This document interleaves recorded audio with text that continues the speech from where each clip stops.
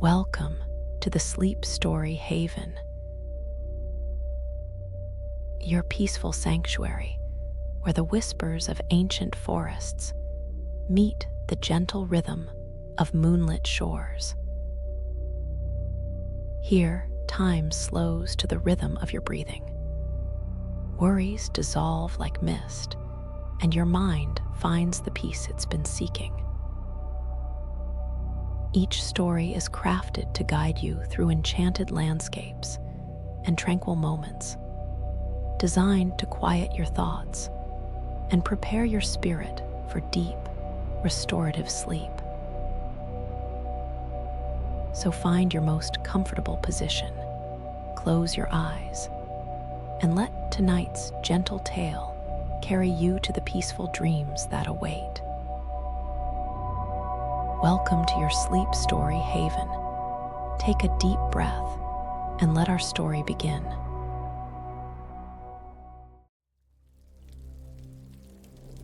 Viking Fjord Reflection, a journey to ancient peace. Chapter 1, The Call of Northern Waters. The restlessness had followed Maya for months, like a shadow that grew longer with each passing day. In her small coastal cottage, she found herself drawn repeatedly to the old map hanging above her fireplace, a weathered chart of the Norwegian fjords that her grandmother had left her. The parchment was yellowed with age, its edges soft from decades of handling, and across its surface ran the delicate lines of waterways that wound deep into the heart of ancient lands.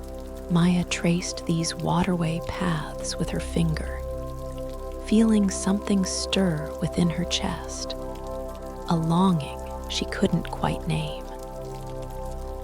The map showed fjords with names that rolled off the tongue like whispered prayers: Fjord, Fjord, Fjord. Each name seemed to carry within it the promise of something she desperately needed, but had forgotten how to find. The cottage felt too small tonight, filled with the accumulated weight of endless days that blurred together in their sameness. Outside her window, the familiar harbor of her hometown looked gray and ordinary under the evening light. The boats bobbed mechanically in their slips, their modern hulls gleaming white and sterile. She yearned for something different, something that spoke to a deeper part of her soul. As if responding to her thoughts, a gentle breeze stirred through the open window, carrying with it the scent of salt and something else, something wilder and more ancient, pine and snow, perhaps, or the clean smell of granite cliffs touched by mist. Maya closed her eyes and breathed deeply, and for a moment she could almost hear it. The gentle lapping of water against weathered wood, the distant cry of seabirds, the whisper of wind through mountain passes. When she opened her eyes again, the map seemed to glow in the lamplight. Her grandmother's voice echoed in her memory, telling stories of the old ways, of Viking vessels that had navigated these same waters centuries ago. The fjords remember everything, her grandmother used to say. They hold the peace of ages in their depths. Maya had never fully understood what those words meant, but tonight they resonated through her like a bell struck in a cathedral. She needed that peace, needed it like she needed air to breathe. The decision formed itself without conscious thought, rising from some deep place within her that knew what she required for healing. She would go to the fjords. She would find the peace her grandmother had spoken of. The next morning brought a clarity that surprised her. Maya moved through her preparations with a purposefulness she hadn't felt in months. She packed simply warm clothes, a journal, her grandmother's compass, and little else. The modern world with its constant demands could wait. She was answering a call that came from somewhere much deeper than convenience or schedule. The journey north unfolded like a meditation. First, the train that carried her through rolling countryside, where sheep grazed in fields that grew greener as they traveled toward the mountains.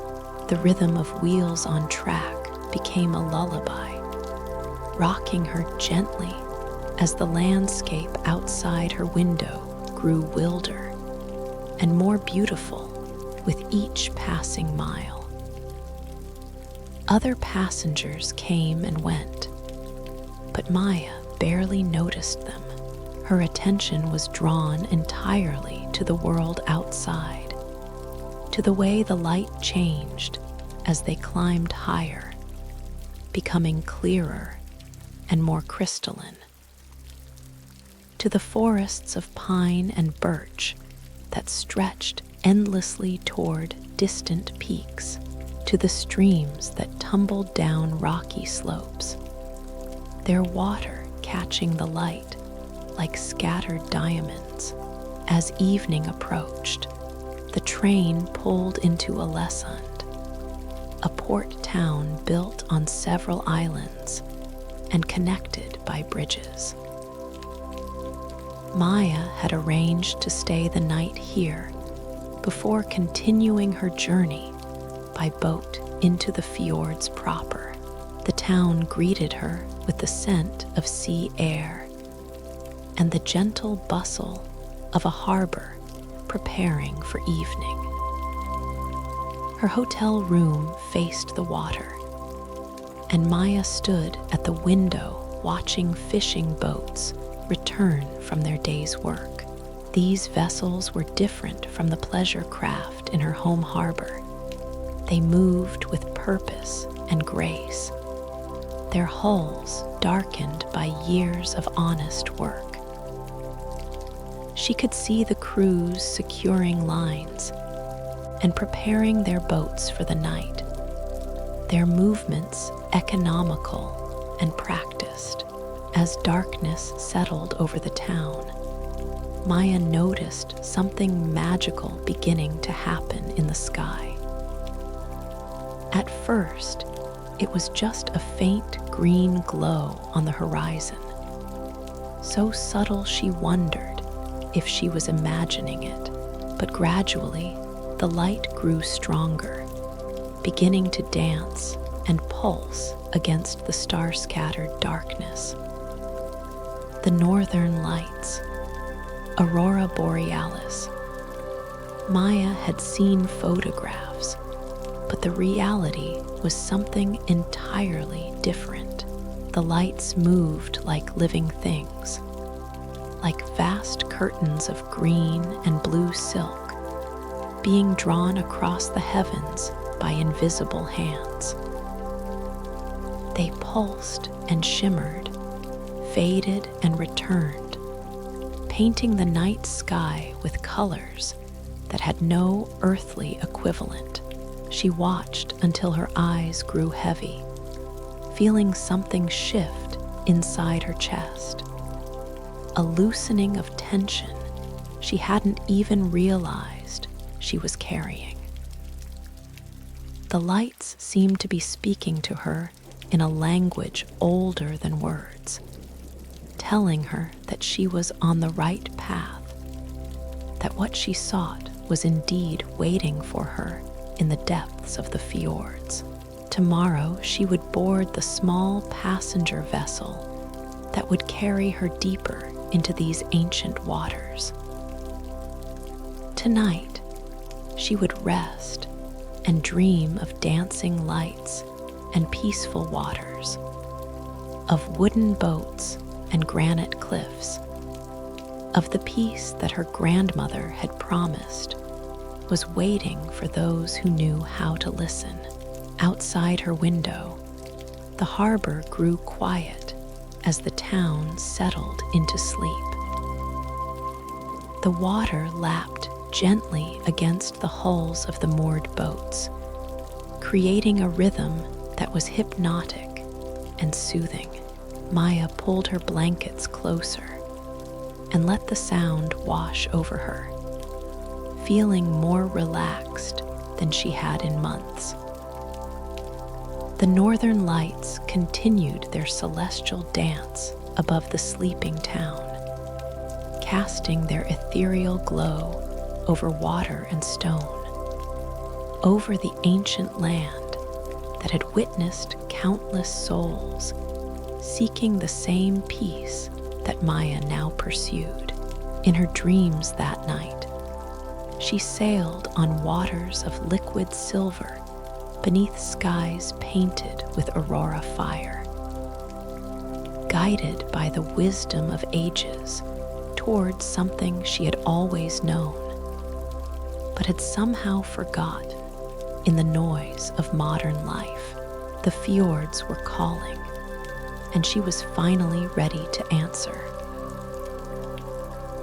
Chapter 2: The Harbor of Ancient Ways. Maya woke before dawn to the sound of seabirds calling across the harbor. The sky was the deep blue-gray of early morning, with wisps of mist rising from the water like the breath of sleeping giants. Through her window, she could see the small passenger vessel that would carry her deeper into the fjords. A sturdy craft painted white and blue, with lines that spoke of both tradition and seaworthiness. She dressed quietly in the pre-dawn stillness, pulling on the wool sweater her grandmother had knitted years ago. The garment still carried the faint scent of lavender from her grandmother's cedar chest, and wearing it felt like carrying a blessing with her on this journey. Maya gathered her simple belongings and made her way down to the harbor, where the morning air was crisp and clean, filled with the mingled scents of salt water and pine from the forested hills that surrounded the town. The boat's captain was already aboard, a weathered man in his 60s, whose blue eyes held the kind of peace that comes from a lifetime spent on the water. He introduced himself as Olaf, and his handshake was firm and warm, calloused from years of handling rope and wheel. "You're seeking the deep fjords," he said, and it wasn't a question. Something in Maya's demeanor, perhaps, or the way she looked out at the water with such longing, had told him what he needed to know. "I've been sailing these waters for 40 years. They have a way of giving people what they need, if they're willing to receive it." Other passengers began to arrive as the sun painted the eastern sky in shades of rose and gold. There was an elderly couple from Denmark, their hands intertwined as they moved slowly down the dock, clearly comfortable with each other after many years together. A young artist from Germany carried a leather satchel filled with sketching supplies, her eyes already capturing the play of light on water.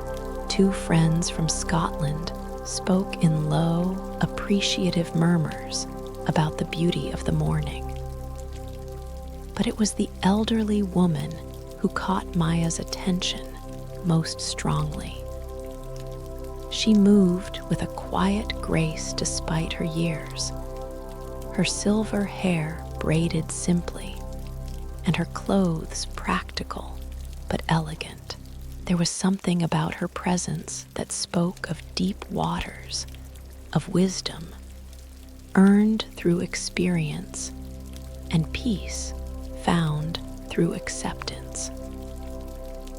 As the boat pulled away from the dock, Maya found herself standing near this woman at the rail. They watched in comfortable silence as a lesson fell away behind them.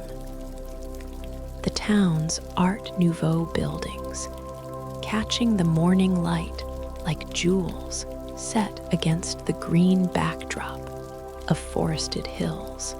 "First time to the Fjords?" the woman asked, her accent carrying the musical cadences of Norwegian. When Maya nodded, the woman smiled. "I am Astrid. I have lived here all my life, but I still take this journey several times each year. The fjords, they remind us of what matters." The boat moved steadily through the outer waters, passing small islands crowned with pine trees and rocky shores where seals basked in the warming sun. The water was remarkably clear, so transparent that Maya could see down many feet to the rocky bottom, where kelp forests swayed in the gentle current like underwater trees. As they progressed deeper into the fjord system, the landscape began to change dramatically. The hills became mountains, their slopes rising steeply from the water's edge to heights that disappeared into wisps of cloud. Waterfalls appeared, some mere threads of silver against dark rock faces, others thundering cascades that sent mist billowing across the water. Maya felt her breathing slow and deepen as they traveled further from the outer waters. The air itself seemed different here, cleaner somehow, and charged with a kind of energy that made her skin tingle pleasantly. The sounds of the modern world faded away, replaced by the gentle throb of the boat's engine, the wash of water against the hull, and the distant sound of falling water. Astrid seemed to sense her growing peace. The old Vikings believed these waters were sacred, she said softly. They built their longhouses along the shores and launched their dragon ships from hidden harbors carved into the rock. Some say you can still feel their presence on quiet mornings when the mist rises from the water. Maya could almost believe it. There was something timeless about this place, something that spoke to parts of the human spirit that had remained unchanged through centuries of progress and change. She found herself thinking of her grandmother again, understanding now why the old woman had treasured her map of these waters. As midday approached, Captain Olaf pointed the boat toward a small harbor carved into the base of a towering cliff. "Flam," he announced. "We'll stop here for lunch and to take on supplies. But also, he smiled mysteriously. There's something I think you'll want to see. The harbor was unlike anything Maya had ever experienced. Ancient wooden docks extended into water so clear it seemed like liquid glass. Traditional Norwegian buildings with their distinctive red roofs clustered along the shore. Many of them centuries old, but maintained with obvious care and pride. Mountains rose on all sides, their peaks snow-capped even in summer, creating a natural amphitheater that focused and contained the peace of this place. But it wasn't the buildings or the mountains that took Maya's breath away.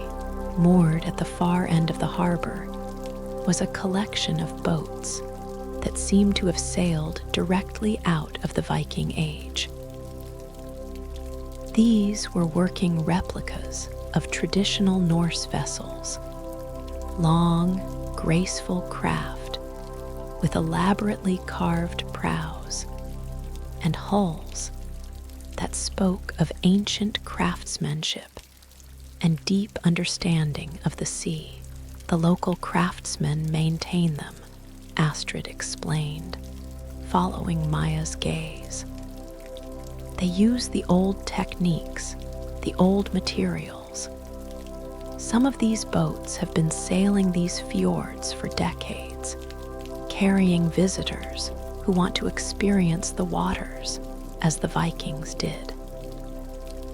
Maya walked slowly toward the ancient vessels, drawn by something she couldn't name. The largest of the boats was perhaps 60 feet long, its hull painted in deep blue with intricate knotwork patterns picked out in gold. The dragon head at its prow was magnificent, carved with such skill that it seemed almost alive, ready to breathe fire or take flight. A man emerged from the boat's cabin, tall and broad-shouldered with graying hair tied back in a simple ponytail. His clothes were modern but practical, and his hands showed the calluses of someone who worked with wood and rope and sail. When he saw Maya approaching, he smiled and extended his hand. "I am Eric," he said simply.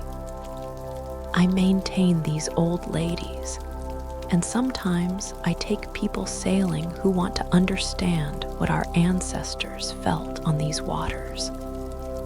He paused, studying Maya's face with eyes that seemed to see more than they should.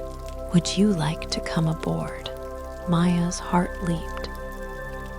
This was exactly what she hadn't even known she was seeking, a chance to experience these waters as they had been experienced for generations, in a vessel that honored the ancient ways.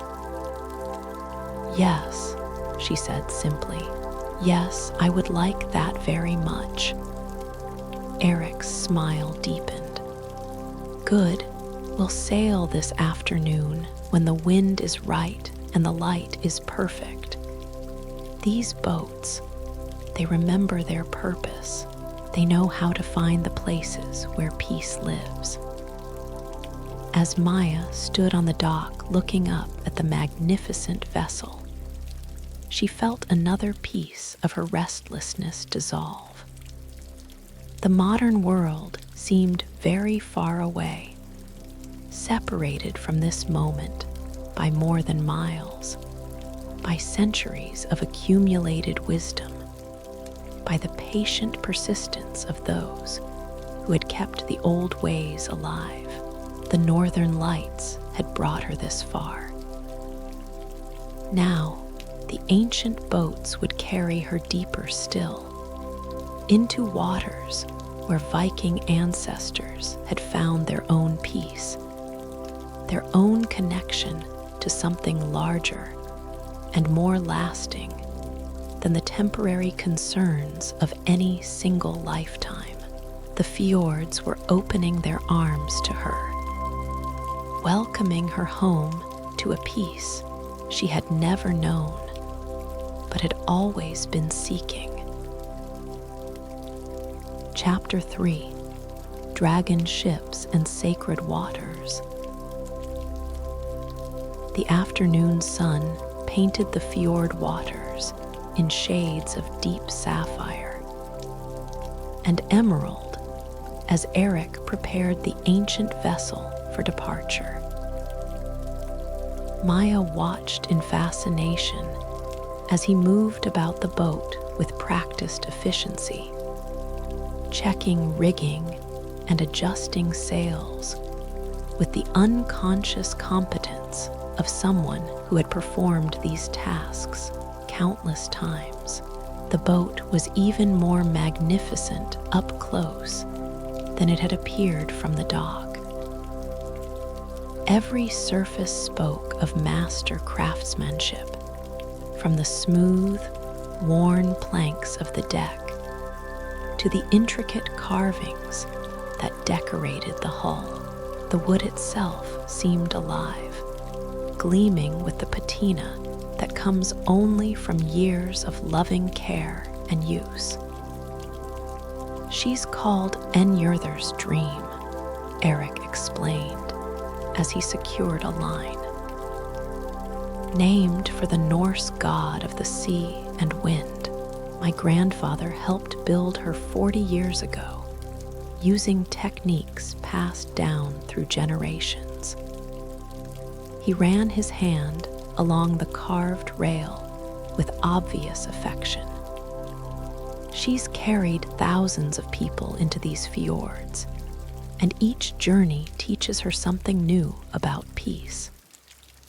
Maya settled herself on a bench near the stern, watching as Eric raised the sail. The fabric caught the afternoon breeze with a soft whoosh, and immediately the boat began to move with a grace that felt entirely different from the mechanical progress of the morning's passenger vessel. This movement was organic, alive, a dance between wind and water, and the accumulated wisdom of centuries of boat builders.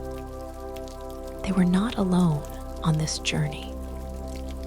Astrid had chosen to join them, along with the young German artist and one of the Scottish friends, a woman named Moira, whose eyes held the same seeking quality that Maya recognized in herself.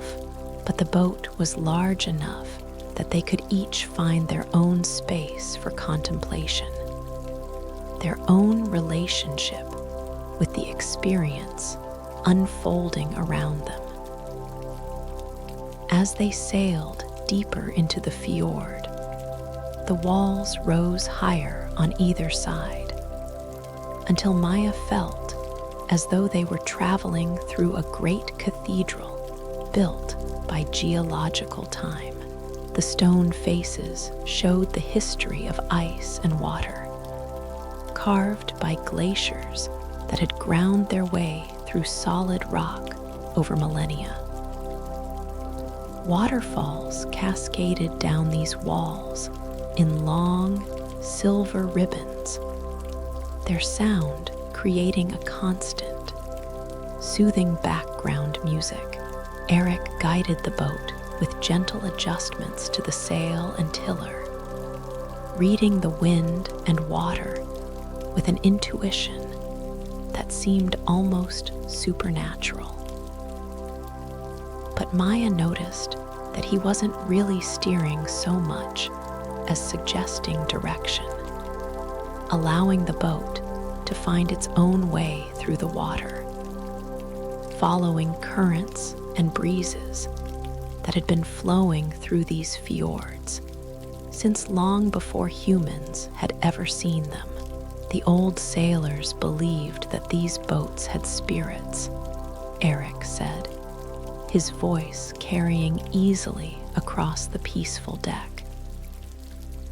They thought that if you treated a vessel with respect, honored her purpose, and maintained her properly, she would develop her own wisdom about the waters. She would know where to go, what to avoid, how to find the places where peace lives. Maya could almost believe it. There was something about the way Njörður's dream moved through the water that felt purposeful, as though the boat itself was choosing their path. They passed through areas where the water was so still. It perfectly reflected the towering cliffs above, creating the illusion that they were sailing through the sky rather than on the sea. As the afternoon progressed, they entered a section of the fjord that felt particularly sacred. The walls here were not as high as they had been, but they curved around the water in a way that created perfect acoustic properties.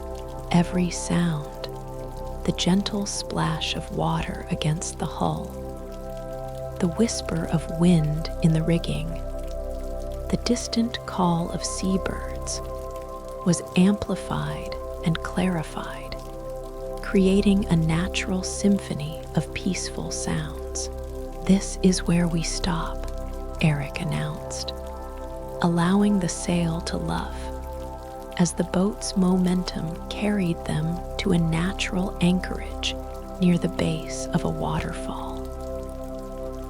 "This is one of the special places, the acoustics, the way the light falls, the protection from wind and weather. The Vikings used to hold their councils here, their ceremonies. They understood that some places are more than just geography." Maya looked around with new eyes.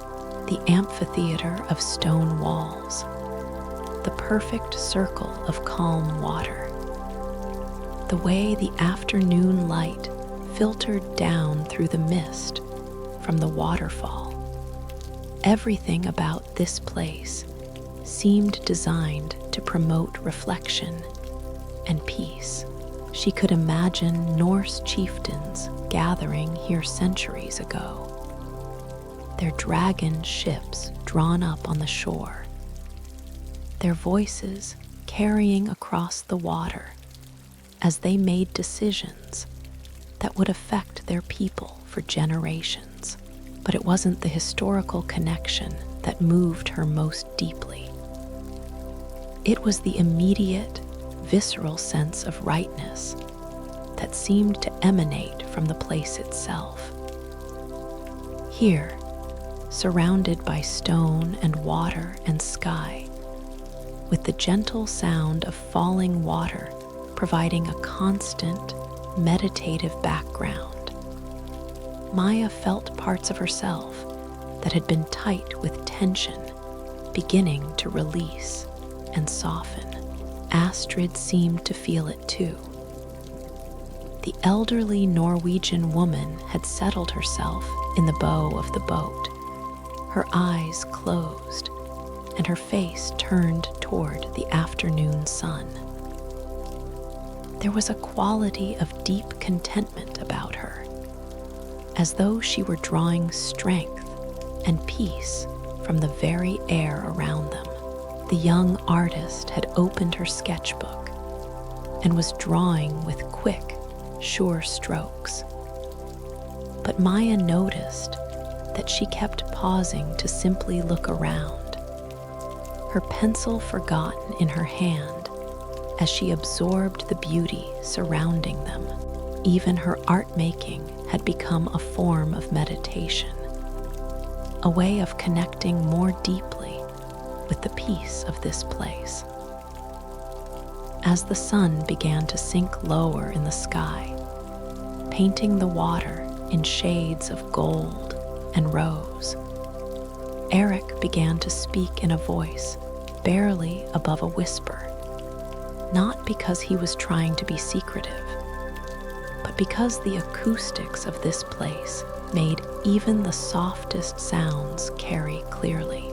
"My grandfather used to bring me here when I was a boy," he said. "He would sit in silence for an hour or more, just listening to the water and the wind. Finally, I would ask him what he was doing, and he would say, 'Learning to remember what I already know.'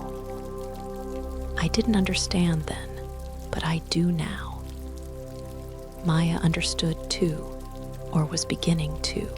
This place, this experience, wasn't about discovering something new. It was about remembering something ancient, something that lived in the deepest parts of human consciousness, something that connected her to every person who had ever sought peace on still waters under open sky. As evening approached and it came time to return to harbor, Maya felt a reluctance she hadn't expected. Not because she wanted to extend this particular experience, but because she sensed that leaving this sacred place would somehow diminish what she had found here. But Eric seemed to read her thoughts. "The peace you find here," he said, as he began to prepare the boat for departure, "it doesn't stay here. It goes with you. That's why the old boats were so important. They weren't just vessels for traveling on water.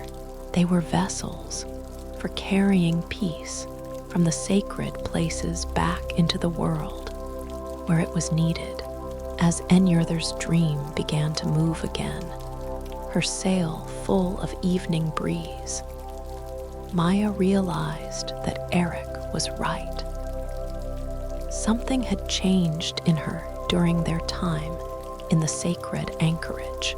A knot of tension that had lived in her chest for months had loosened. A quality of rushing anxiety that had driven her for so long had quieted. The boat carried them back toward harbor as the first stars appeared in the darkening sky, and Maya understood that this was only the beginning. The Fjords had accepted her, had begun to share their ancient peace with her. But there were deeper waters ahead, older secrets waiting to be remembered, greater gifts of restoration yet to be received.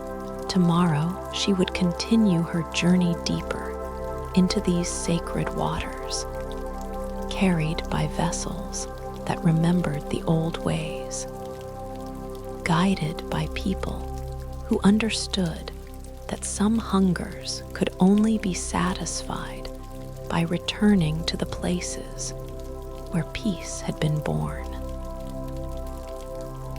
Chapter 4: The Village of Quiet Souls.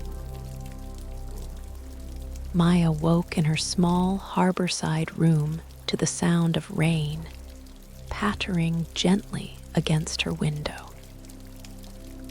It was not the harsh, driving rain of storms, but the soft, musical precipitation that seemed to whisper secrets to the earth as it fell. She lay in bed for a long moment, listening to the rhythm and realizing that even the weather in this place seemed designed to promote peace and contemplation. When she rose and looked out her window, the fjord was transformed. Mist rose from the water in graceful spirals, and the mountains across the water appeared and disappeared like sleeping giants breathing beneath soft gray blankets. The rain had brought out every scent in the landscape: pine and stone, salt water, and wet earth. The clean smell of air washed clean by its passage through clouds. At breakfast in the small inn's dining room, Maya found herself sharing a table with Astrid, who had also chosen to spend the night in this peaceful harbor. The older woman's presence was comforting. She had a quality of unhurried attention that made conversation feel like a gift rather than an obligation. "The rain is a blessing," Astrid said, stirring honey into her tea. "It makes the colors deeper, the air cleaner, and it will make today's journey even more beautiful." She smiled mysteriously. "Eric has arranged something special for you, a visit to Undreddle, a village that most tourists never see." After breakfast, Maya found Eric waiting by his boat. But today it was not the magnificent dragon ship, but a smaller, more practical vessel designed for navigating the narrower waterways that branched off from the main fjord. This boat, too, was beautiful in its own way, painted in traditional blue and white, with clean lines that spoke of generations of refinement in design. "Undreddle sits at the end of a side fjord," Eric explained as they prepared to depart. "Only 100 people live there, but it's been inhabited for over 600 years. The village is famous for its goat cheese and its stave church, but what makes it truly special is the quality of peace that lives there. Time moves differently in Undreddle." As they left the harbor, Maya was joined by 2 other passengers who had also been drawn to this deeper exploration. There was Magnus, an elderly retired professor from Bergen, whose eyes held the peaceful intensity of someone who had spent a lifetime learning to see clearly. And there was Seen, a middle-aged woman who worked as a nurse in Oslo, but came to the fjords regularly to restore her spirit after caring for others. The journey to Undreddle was a meditation in itself. The side fjord was narrower than the main waterway, more intimate, with steep walls that rose directly from the water's edge. The rain had stopped, but the air remained soft and misty, creating a dreamlike atmosphere that made Maya feel as though they were traveling through a fairy tale. Small waterfalls appeared around every bend, some cascading down the cliff faces in delicate curtains of silver, others tumbling from hidden valleys high above. The water was so clear that Maya could see fish swimming in the depths, their movements graceful and unhurried, as though they too had absorbed the peaceful rhythm of this place. "Look there," Eric said softly, pointing toward a small beach where the fjord curved. A family of seals had hauled out onto the rocks, their sleek bodies gleaming wet in the filtered light. They watched the boat pass with curious but unafraid eyes, secure in their knowledge that this was a place where all creatures were safe. As they rounded the final bend, undreidel appeared before them like something from a dream. The village nestled in a small valley where a stream met the fjord. Its traditional red-roofed houses scattered along the shore, and up the hillside like flowers in a carefully tended garden. The stave church sat on a small rise above the village, its dark wooden walls and soaring roofline speaking of centuries of faith and continuity. But what struck Maya most deeply was the quality of stillness that emanated from the place, even from the water.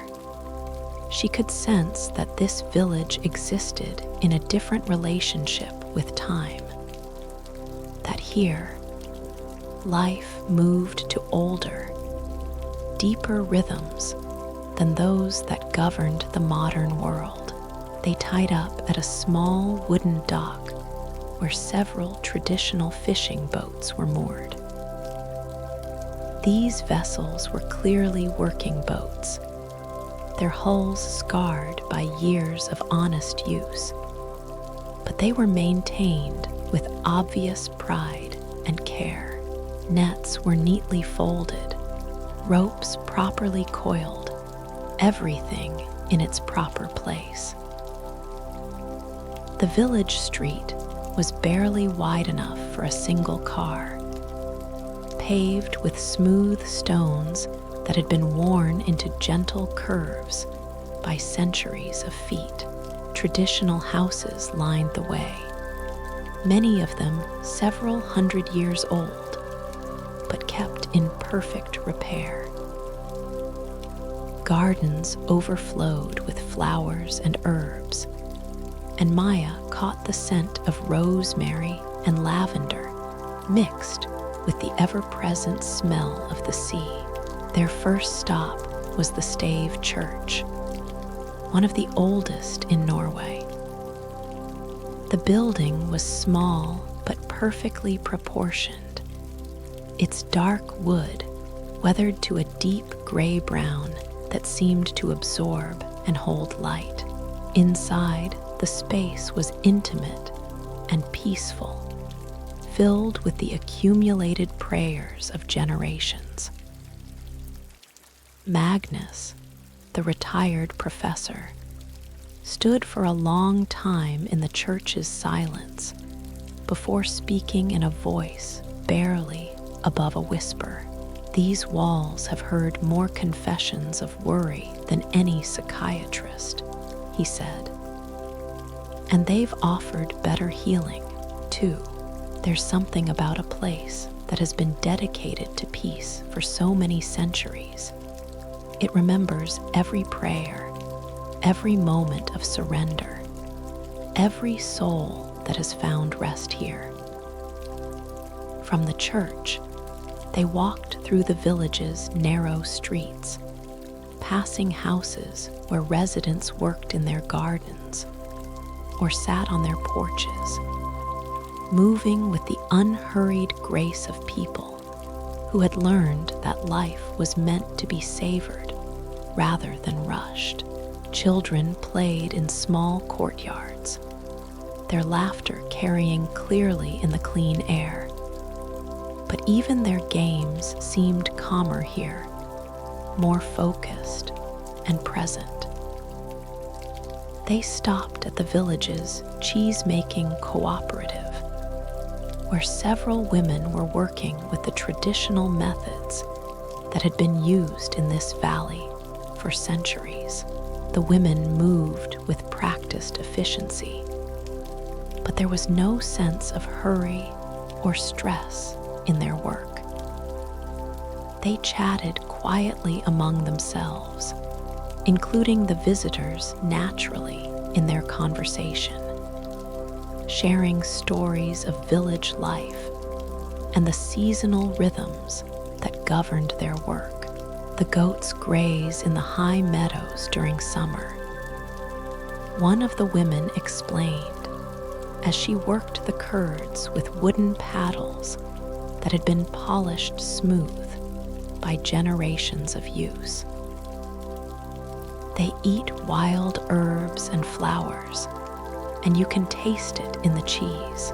Each season brings different flavors, different qualities. We don't fight against the natural rhythms, we work with them. Maya tasted the cheese and understood immediately what the woman meant.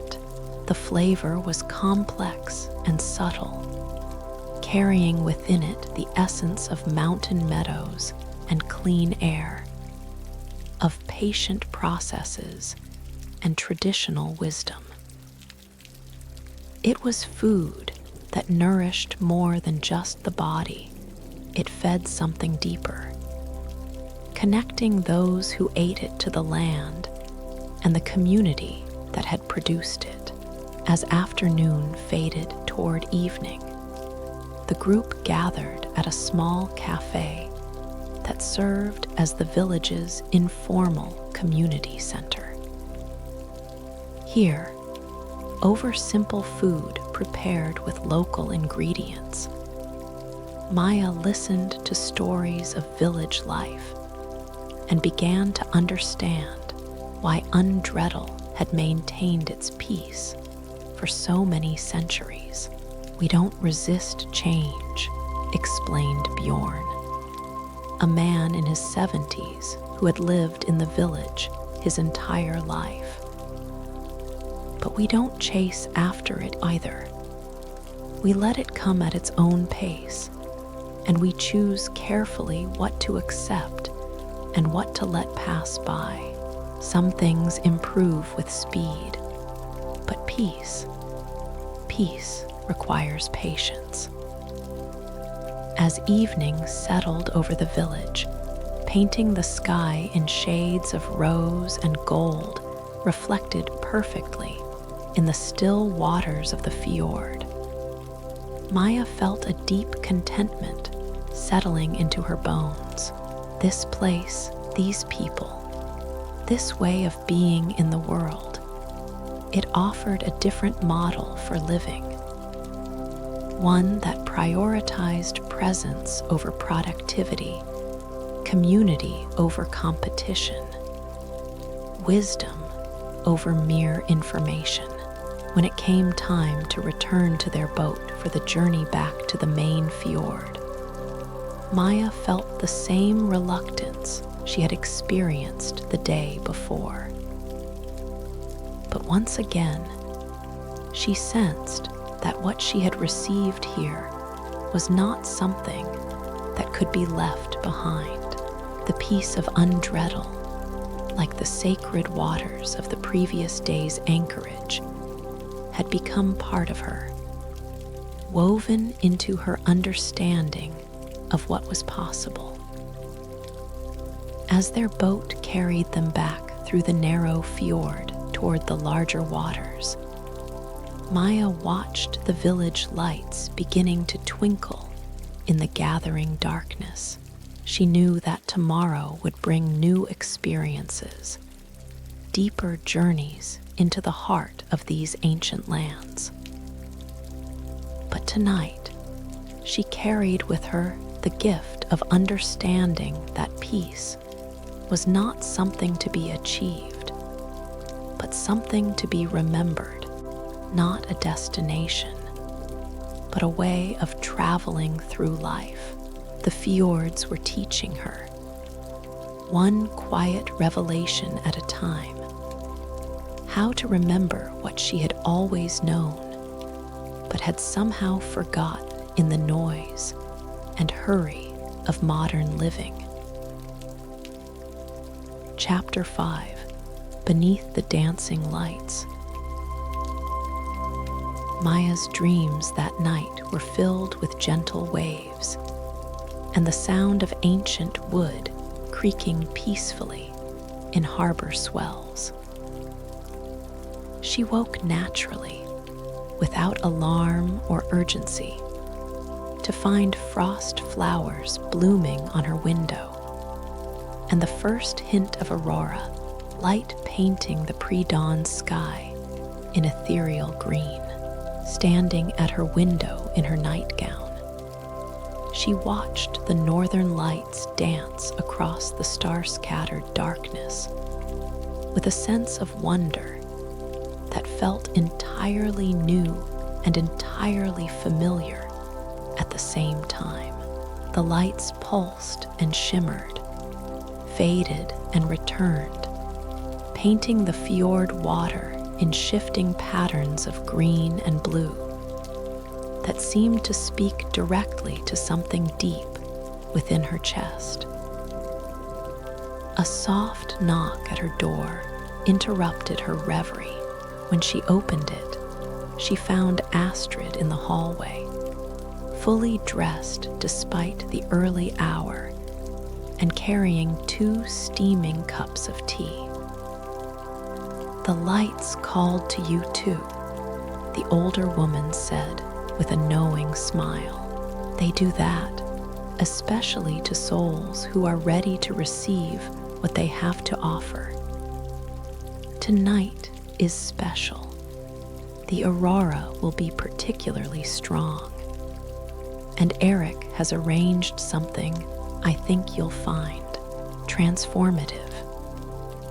They sat together in Maya's room, sipping tea and watching the lights dance outside the window, while Astrid explained the evening's plan. A small group would take one of the traditional boats out onto the fjord during the peak hours of Aurora activity, when the lights would be reflected not just in the sky, but in the mirror-still waters below. "It's called Aurora mirroring," Astrid explained. "When conditions are perfect, no wind, clear sky, strong lights, the water becomes a perfect mirror, and you find yourself sailing between 2 skies, above and below, the same dance of light. It's difficult to describe the effect it has on the human spirit." As the day progressed, Maya found herself moving through her usual activities with a sense of anticipation that was both eager and peaceful. She took a long walk along the harbor, watching fishermen prepare their nets and tending their boats with the same careful attention she had observed throughout these fjord communities.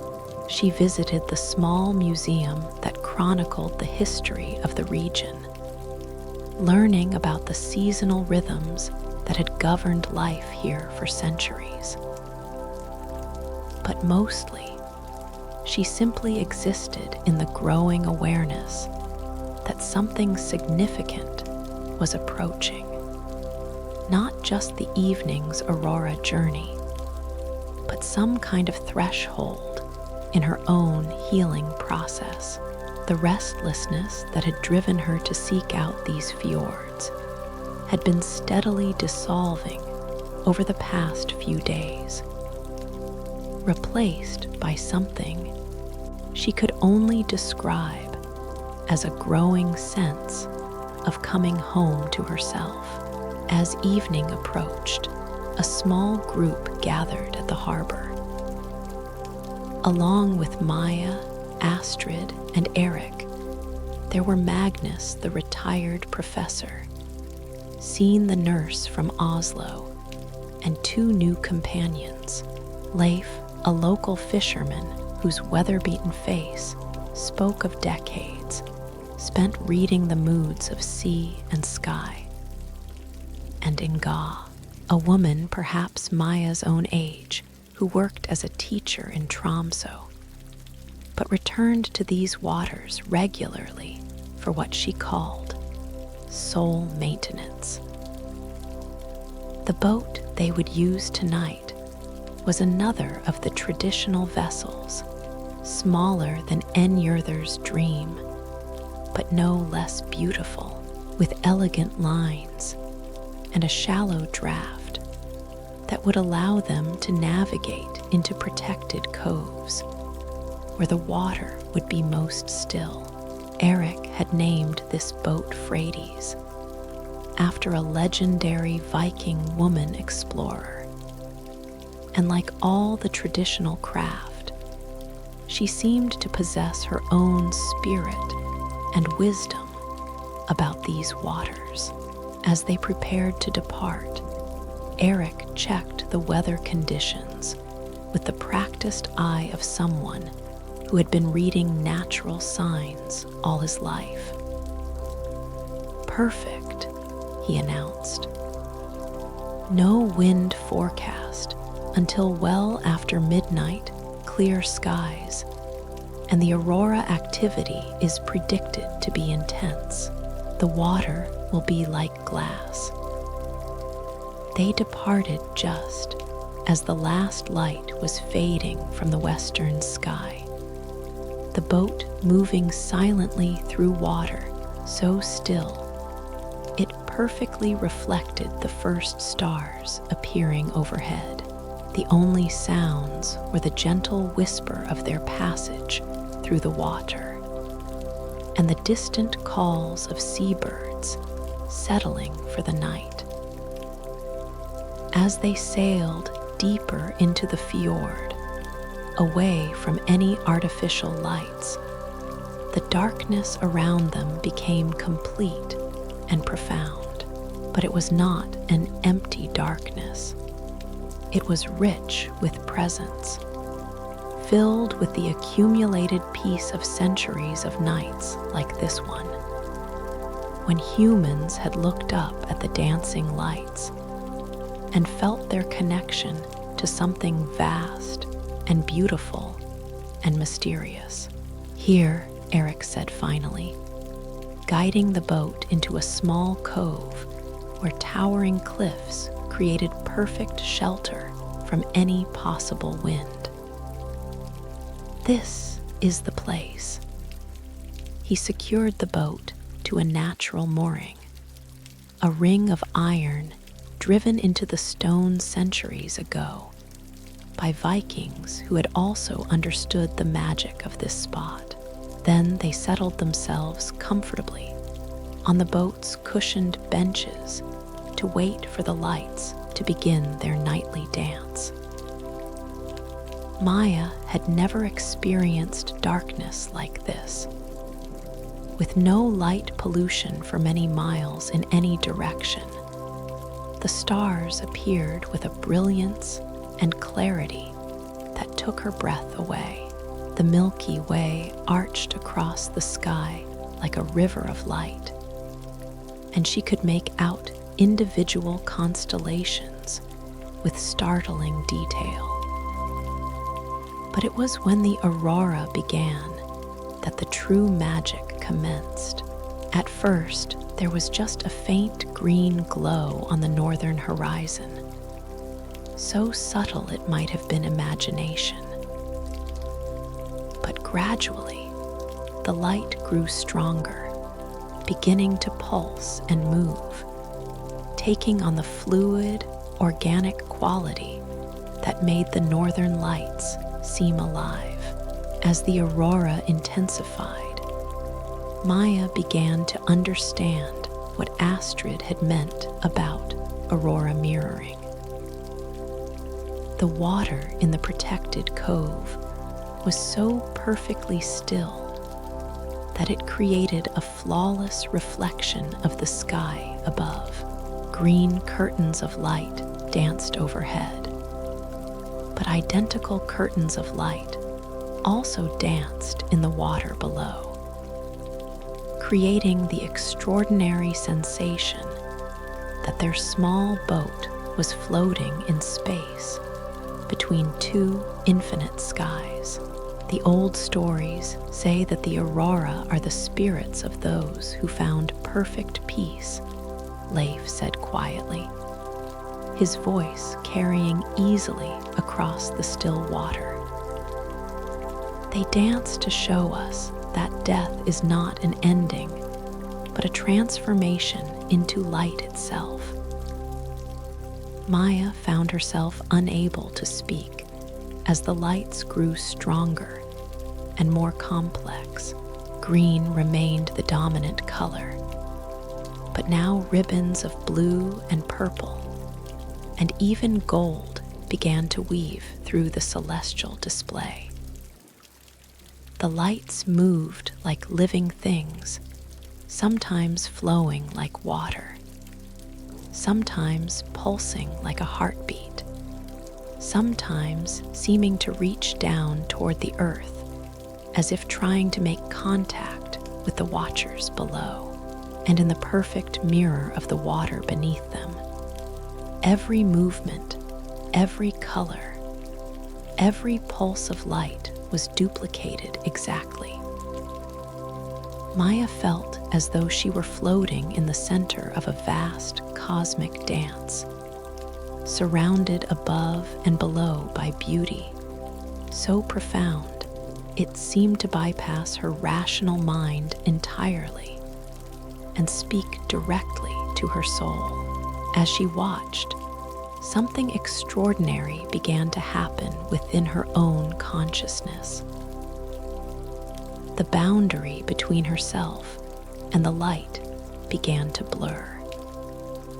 She felt her awareness expanding, becoming less focused on the small concerns that had driven her restlessness and more attuned to the vast, peaceful rhythms of the natural world around her. Time seemed to slow and stretch. Minutes felt like hours, but also like seconds. She lost track of where she ended and the light began, where the boat ended and the water began, where her individual consciousness ended and the larger awareness of the group began. Beside her, she could sense that the others were experiencing something similar. Astrid sat with her eyes closed and her face turned upward, tears of joy streaming down her cheeks. Magnus was murmuring something that might have been a prayer or might have been poetry.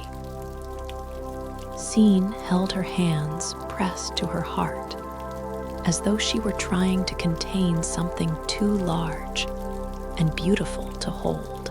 The Aurora reached its peak intensity around midnight, filling the entire dome of sky with dancing light. Curtains hundreds of miles long swept across the heavens, their edges sharp as silk, their movements graceful as dancers. And in the water below, the reflection was so perfect that it was impossible to tell which was real and which was mirror image. In that moment of peak intensity, Maya felt something fundamental shift within her consciousness. The knot of anxiety and restlessness that had lived in her chest for so many months didn't just loosen, it dissolved entirely, replaced by a peace so profound it felt like coming home after a lifetime of wandering. She understood, in a way that went beyond words or rational thought, that this peace had always been available to her. It wasn't something she had to achieve or earn or struggle toward. It was her natural state, the condition she had been born into, but had forgotten in the complexity and noise of modern living. The Aurora continued its dance for several hours, sometimes intense, sometimes fading to a gentle glow, but always present. And throughout the long, magical night, the small group sat in companionable silence, each person receiving exactly what they needed from the experience. As dawn began to approach and the aurora gradually faded, giving way to the soft blue light of early morning, Maya felt herself returning to ordinary consciousness. But she was not the same person who had boarded the boat the evening before. Something fundamental had changed. Some deep healing had taken place that she knew would be permanent. Eric began to prepare the boat for the return journey as the first birds began to call from the cliffs above them. But he moved slowly, unhurriedly, understanding that the transition back to ordinary time needed to be gentle and gradual. "How do you feel?" Astrid asked softly as they began to move through the still water toward the harbor. Maya considered the question carefully before answering. "Like I've been reminded of something I always knew but had forgotten," she said finally. "Like I've come home to myself." Astrid nodded with deep understanding. That's what the aurora does for those who are ready to receive it. It reminds us that we are made of the same light that dances in the sky. That peace is not something we have to find, but something we have to remember. As they sailed back toward harbor in the growing light of dawn, Maya realized that her journey through the fjords had brought her to exactly what she had been seeking, without knowing she was seeking it. The restlessness was gone, replaced by a deep contentment that seemed to radiate outward from her core. But she also sensed that there were still deeper gifts waiting, still more profound encounters with the ancient peace of these waters. The aurora had prepared her for something even more transformative, had opened doorways in her consciousness that would allow her to receive whatever came next. The fjords were not finished with her yet, and she was grateful to discover that she was not finished with them either. Chapter 6: The Island of Silent Monks. Maya woke the morning after the Aurora journey feeling as though she had been remade during the night. The profound peace that had settled into her bones beneath the dancing lights remained, but it had deepened somehow, becoming less like a temporary experience and more like a fundamental shift in her relationship with existence itself. At breakfast, she found Eric waiting for her with a proposal that seemed to emerge perfectly from her current state of openness and receptivity. "There's a place I'd like to show you," he said over coffee that tasted of mountain streams and clean air, an island that most people never see, where a small community of monks has maintained a tradition of contemplative silence for over 800 years. They don't proselytize or even speak much to visitors, but they welcome those who come seeking peace. Maya's heart leaped with recognition. This was exactly what she needed, not as escape from what she had already discovered, but as a deepening of it, a chance to explore the profound silence that had been growing within her since her arrival in these fjord waters. The journey to the island required a longer boat ride, taking them out of the familiar fjord system and into the broader waters, where the mountains gave way to a more open seascape dotted with small islands. Eric had chosen a different boat for this journey, a traditional fishing vessel that had been lovingly maintained, but showed the honest wear of decades of use. Its wood had been weathered to a soft gray that seemed to absorb and reflect light in equal measure. They were joined today by only 2 other passengers: Astrid, who had become something like a spiritual guide for Maya during these fjord days, and Brother Thomas, an elderly monk from a monastery in France who had come to Norway specifically to visit this island community that had inspired his own contemplative practice. As they traveled across the more open waters, Maya noticed that the quality of silence around them seemed to deepen.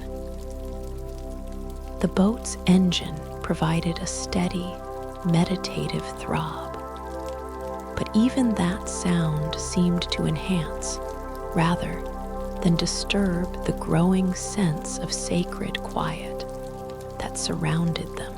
The island is called Stillhit, Brother Thomas explained, his accent carrying the musical cadences of southwestern France.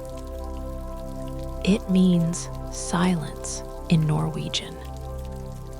The monks who live there are from many different traditions, some Orthodox, some Catholic, some Buddhist, even some who follow older, pre-Christian Nordic practices, but they've found a common ground in the pursuit of contemplative silence. As Stillhit appeared on the horizon, Maya could see immediately why it had been chosen as a place of retreat and contemplation. The island rose from the water like a meditation cushion. Its rounded hills, covered with pine and birch forests that seemed to radiate tranquility even from a distance. Small buildings were scattered among the trees, traditional Norwegian architecture that blended so perfectly with the natural landscape. They seemed to have grown from the earth itself. The harbor was tiny, barely large enough for their boat, and the few small vessels that served the island's minimal needs. No cars, no modern machinery, just a few wooden carts and the kind of hand tools that allowed work to be done without disturbing the essential quietude of the place. A single monk waited to greet them at the dock, a man whose age was impossible to determine, but whose presence radiated the kind of peace that comes only from decades of dedicated practice. He wore simple brown robes and wooden clogs, and when he spoke, his voice was so soft they had to lean in to hear him. "Welcome to Stillhit," he said simply. "I am Brother Olav. We ask only that you honor the silence while you are here, and that you leave the island exactly as you found it." They walked up a path paved with smooth stones toward the main settlement, passing through forests where every tree seemed positioned with intentional care, where every clearing opened to reveal exactly the view that would most promote contemplation and peace. Maya noticed that even their footsteps seemed muffled here, as though the very earth had been trained to absorb sound rather than reflect it. The main building was a chapel unlike any Maya had ever seen, built entirely of wood and stone gathered from the island itself. It seemed to emerge naturally from the landscape. Inside, the space was simple but profoundly beautiful, filled with warm light that entered through windows positioned to capture the subtle changes in illumination throughout the day. But what struck Maya most powerfully was the quality of silence within the chapel. This was not merely the absence of sound, but the presence of something deeper, a silence that had been cultivated and deepened through centuries of practice, that held within it the accumulated peace of every prayer offered and every moment of surrender experienced within these walls. They were invited to sit for the midday prayer, though they were told that participation was entirely optional and that they should simply follow their own hearts and inclinations. Maya found herself settling naturally into the profound quiet, her breathing automatically slowing to match the rhythm of contemplative peace that filled the space. The monks who gathered for prayer moved with extraordinary grace and intentionality. Every gesture seemed considered, every step placed with perfect awareness. They did not chant or sing, but simply sat in collective silence, their presence creating a field of peace so palpable that Maya felt herself dissolving into it without effort or resistance. Time seemed to lose all meaning during the prayer period. Maya had no idea whether they sat for minutes or hours, but when the monks finally rose and began to file silently out of the chapel, she felt as though she had been resting in that silence for days. After the prayer, Brother Olav led them on a walking tour of the island, though tour was perhaps the wrong word for what was essentially a walking meditation through landscapes that had been shaped by centuries of contemplative attention. Every path, every garden, every view had been designed to promote inner stillness and awareness. They passed workshops where monks created simple crafts, carved wooden bowls, woven baskets, illuminated manuscripts. But even these activities were performed in complete silence, the work itself becoming a form of prayer and meditation. The quality of attention that the monks brought to their tasks was extraordinary. Each movement performed with the kind of presence that transformed ordinary activities into sacred practices. They understand that silence is not empty, Brother Thomas whispered as they watched a monk carefully tending a garden of herbs. It's full of presence, full of awareness, full of connection to something larger than individual consciousness. Maya could feel that fullness in her own experience of the island. The silence here was not oppressive or lonely, but rich and nourishing, like a deep well from which she could draw exactly what she needed for healing and restoration. As afternoon faded toward evening, they were invited to join the monks for their evening meal.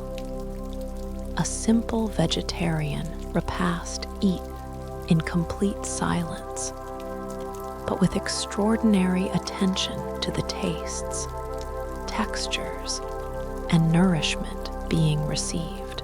Maya found that eating in silence transformed the meal into a meditation.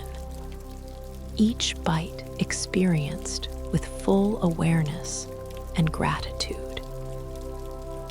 After dinner, as twilight settled over the island, Brother Olav invited them to join the monks for their evening practice, a period of silent sitting that would last until the first stars appeared overhead. They gathered in a small amphitheater carved into the hillside, overlooking the water where their boat waited in the harbor below. As the light gradually faded from the sky, Maya felt herself settling into a depth of silence that she had never before experienced. It was not just that external sounds were absent, but that the usual chatter of her internal dialogue had quieted to barely a whisper. In its place was a vast, peaceful awareness that seemed to extend far beyond the boundaries of her individual consciousness. She could sense the presence of the other sitters around her, Astrid's familiar warmth, Brother Thomas's deep devotion, the profound peace of the monks who had dedicated their lives to this practice. But these individual presences seemed to merge into something larger, a collective field of awareness that was greater than the sum of its parts.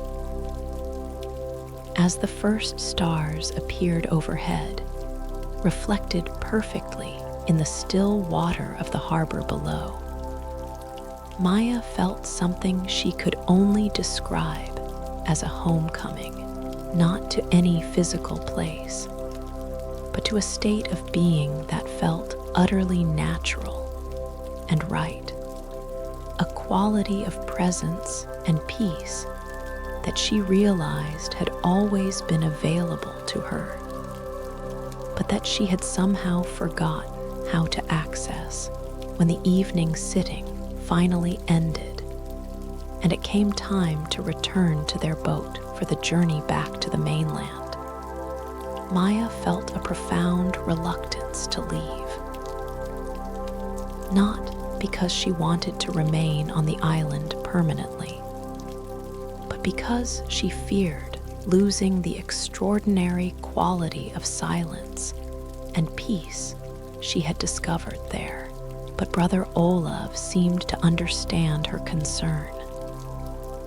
As they prepared to depart, he took her hands in his and spoke in his characteristic whisper.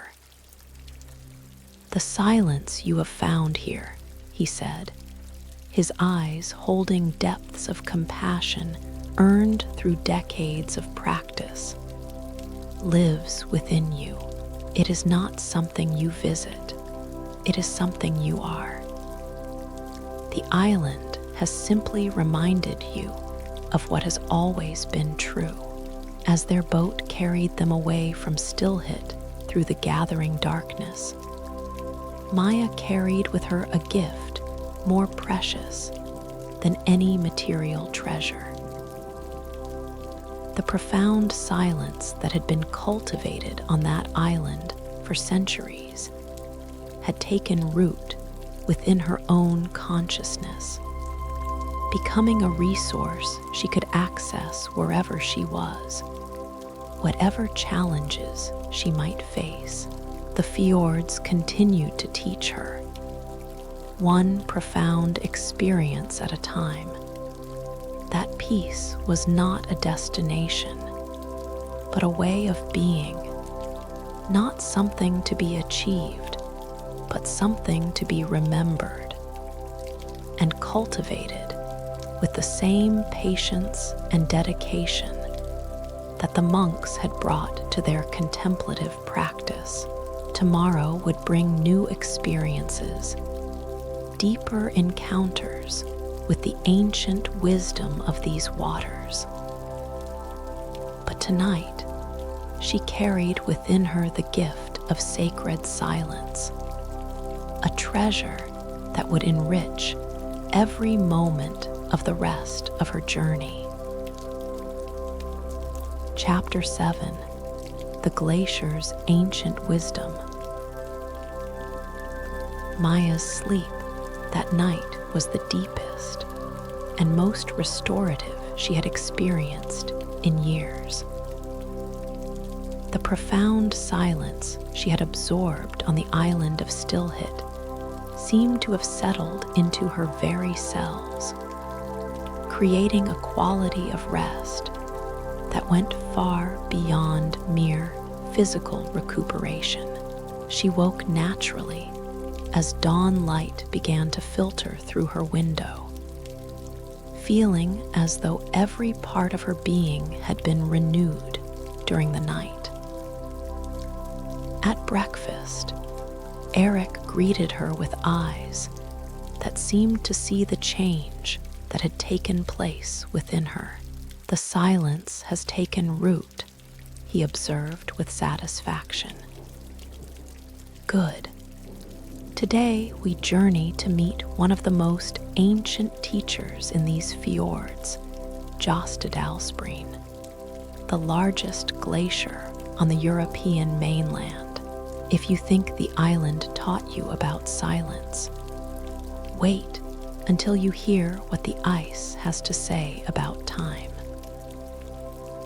The journey to the glacier required a longer expedition, taking them first by boat to a remote landing where they would transfer to a small bus that would carry them up into the high country where the glacier flowed down from the ice fields above.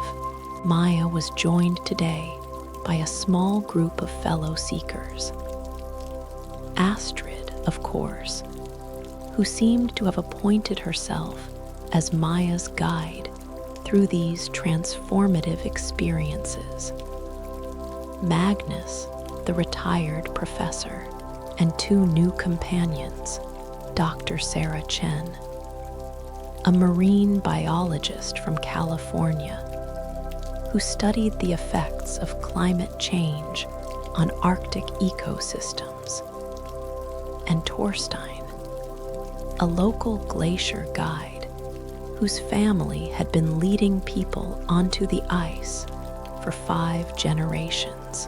As their boat carried them through increasingly wild and remote waters, Maya noticed that the landscape around them was growing more dramatic and pristine. The mountains rose higher, their peaks crowned with permanent snow that gleamed like diamonds in the morning sun. Waterfalls tumbled down cliff faces that seemed to stretch impossibly far above them, some falling for thousands of feet before reaching the fjord waters below. Jostedalsbreen has been flowing here for over 10,000 years, Torstein explained as they traveled. It covers nearly 500 square kilometers and feeds more than 50 glacial arms that flow down into the valleys below. But it's not just its size that makes it remarkable. It's its age, its memory. The ice we'll walk on today contains snow that fell when your ancestors were learning to farm, when the first Viking ships were being built. The transfer point was a small village nestled in a valley where one of the glacier's arms descended almost to sea level. The settlement consisted of perhaps a dozen traditional buildings, their red roofs bright against the backdrop of white ice and gray stone. A small museum housed exhibits about glacial science and the traditional relationship between the local people and the ice that had shaped their lives for centuries. But it was the glacier itself that took Maya's breath away. Jostedalsbreen's arm flowed down the valley like a frozen river. Its surface, a complex landscape of crevasses and ice formations that caught and reflected light in ways that seemed almost alive. The ice ranged in color from brilliant white to deep blue, with sections that appeared almost translucent, and others that seemed to contain depths that went down to the center of the earth. Thorstein equipped each member of their small group with crampons and ice axes, teaching them the basic techniques for safe travel on the glacier's surface. But he also took time to explain the deeper significance of what they were about to experience. Walking on a glacier is like walking through time, he said as he checked their equipment. Every step takes you across years of accumulated snow and ice. The surface you'll walk on today fell as snow during the winter you were born. 20 feet down, you'll find ice from the decade of your birth. 100 feet down, ice from centuries ago. As they began their journey onto the glacier itself, Maya immediately understood what Thorstein meant about walking through time. The ice beneath her feet felt solid and eternal, but she could sense the vast depth of accumulated years that lay below the surface. Each footstep connected her to a moment in the distant past when snow had fallen silently onto the ice field above, beginning its slow journey toward the sea. The glacier's surface was far more complex and beautiful than Maya had expected. Crevasses opened like blue-green wounds in the ice, their depths revealing layers of compressed snow that had accumulated over decades. Meltwater streams carved intricate channels across the surface, their music creating a constant, gentle soundtrack to their expedition. But it was the quality of time on the glacier that affected Maya most profoundly. Here, surrounded by ice that had been flowing for millennia, the urgent pace of modern life seemed not just irrelevant, but almost incomprehensible. The glacier moved according to its own ancient rhythms, advancing and retreating in response to climate cycles that played out over centuries and millennia. This ice has seen the rise and fall of civilizations, Dr. Chen observed as they paused at a particularly spectacular viewpoint overlooking the glacier's flow. It was here when the Vikings first sailed these waters, when the medieval warm period allowed them to colonize Greenland. It was here during the Little Ice Age when it advanced much further down the valleys. It remembers climate changes that happened long before humans began keeping records. Maya found herself deeply moved by this perspective on geological time, standing on ice that contained the frozen breath of ancient atmospheres. She felt her own brief life span put into a context that was both humbling and oddly comforting. The anxieties and restlessness that had driven her to seek these fjords seemed to dissolve in the face of the glacier's patient, eternal perspective. As they walked deeper onto the ice field, Thorstein led them to a section where the glacier had carved a series of natural ice caves and formations. Here, the blue-green light that filtered through the ice created an otherworldly atmosphere that felt both sacred and ancient. The Sami people, the indigenous inhabitants of these northern lands, believed that glaciers were the dwelling places of ancient spirits. Thorstein explained as they explored the ice formations. They thought the ice held the memories of the world, that it could teach patience and perspective to those who approached it with respect. Maya could easily understand why ancient peoples had felt this way about glaciers.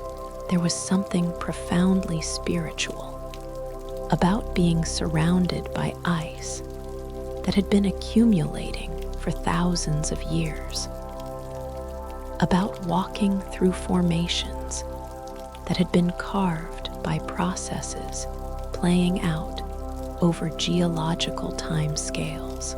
In one particularly beautiful ice cave, the group sat in silence for an extended period, simply absorbing the profound peace and timelessness of their surroundings. The ice walls around them glowed with internal light, and the silence was so complete that Maya could hear her own heartbeat, her own breathing, the subtle sounds of the glacier itself as it continued its slow, patient flow toward the sea. As she sat in that ancient ice cathedral, Maya felt another fundamental shift taking place within her consciousness. The restlessness that had driven her to these fjords had been dissolving gradually throughout her journey.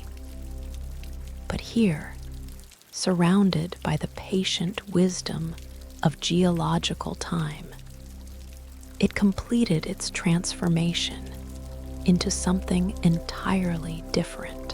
What replaced it was not just peace, but a deep understanding of her own place in the larger rhythms of existence.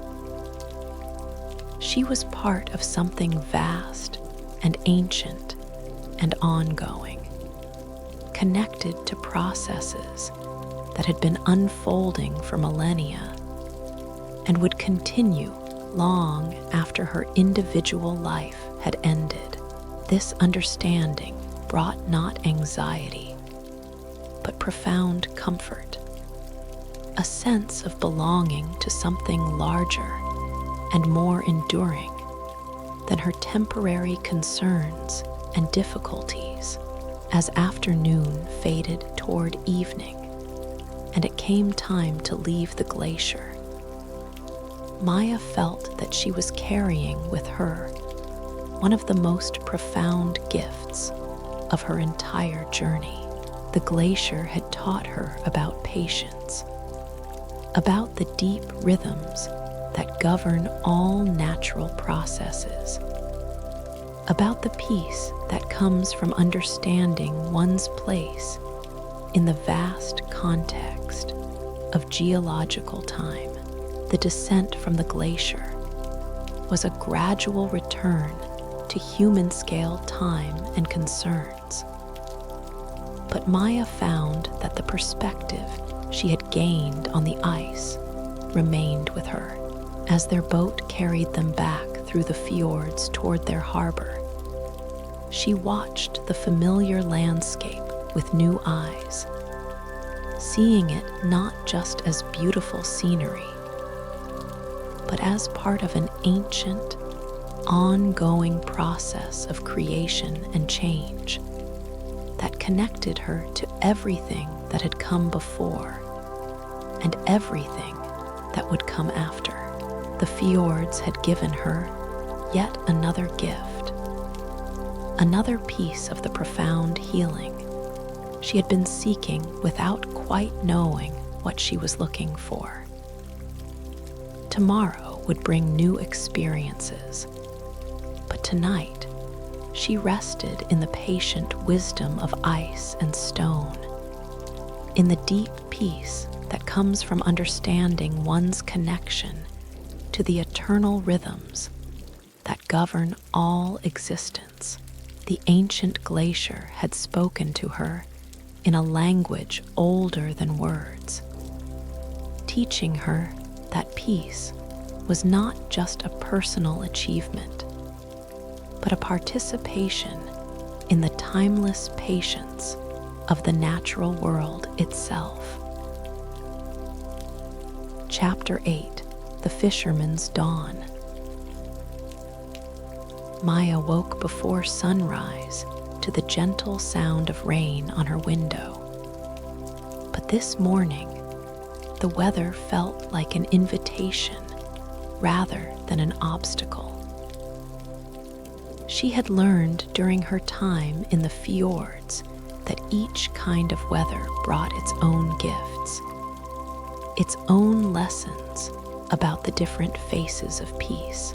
Rain softened the landscape, muted colors, and created an intimate atmosphere that encouraged introspection and quiet contemplation.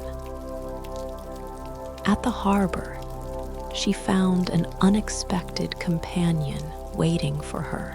Leif, the weathered fisherman who had joined their Aurora journey, stood beside his traditional fishing boat, checking nets and equipment with the practiced efficiency of someone who had been working these waters for decades. "The fish are running deep today because of the rain," he said without preamble, as though they had arranged this meeting weeks in advance. "But that's not why I'm here.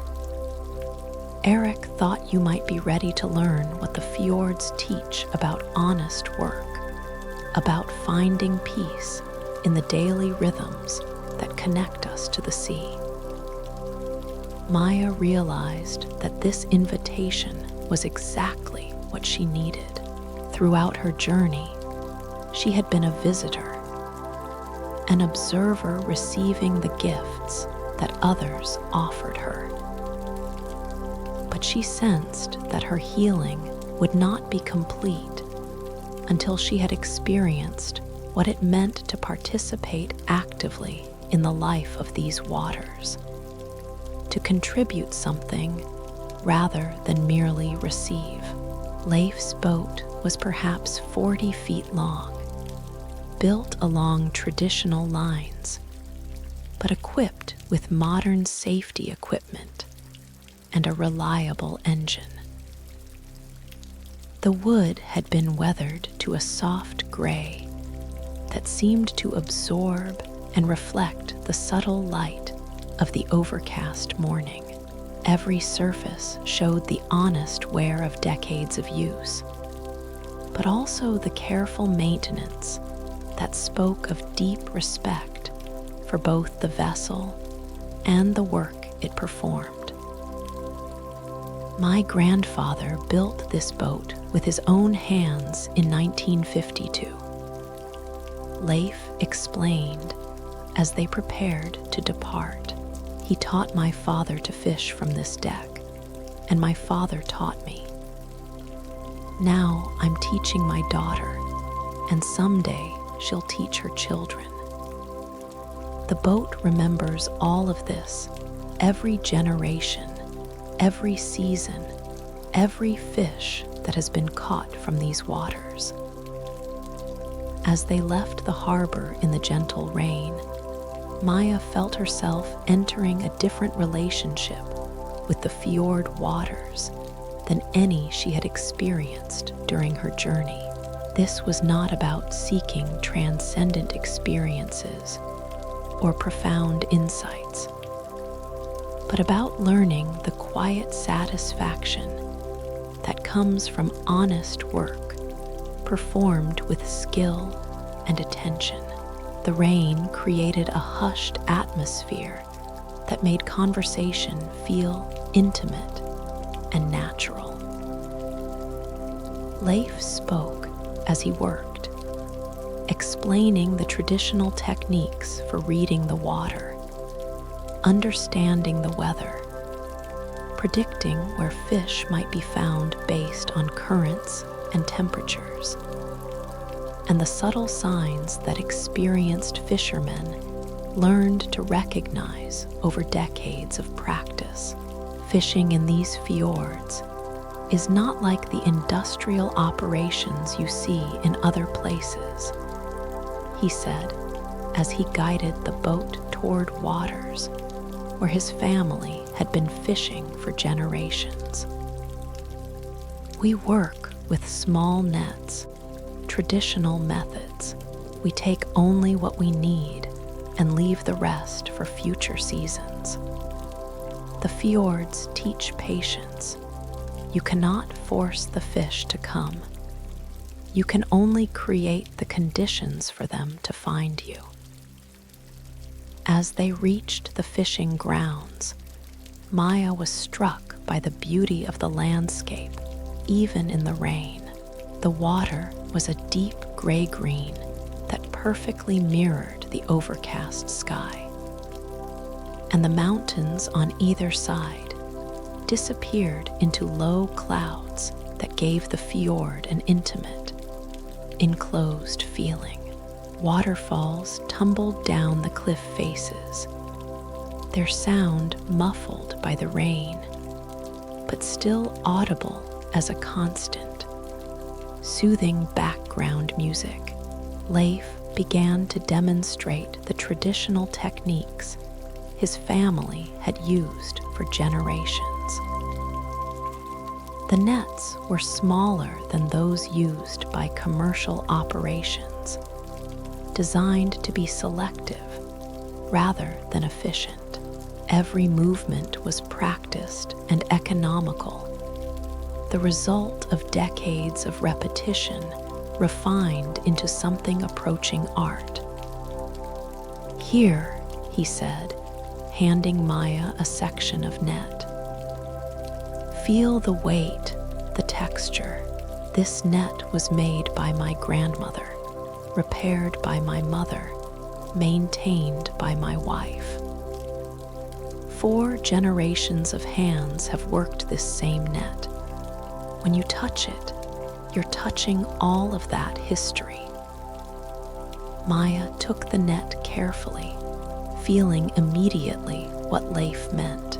The rope was soft from years of use, but strong and reliable. She could sense the accumulated skill and care that had gone into maintaining it.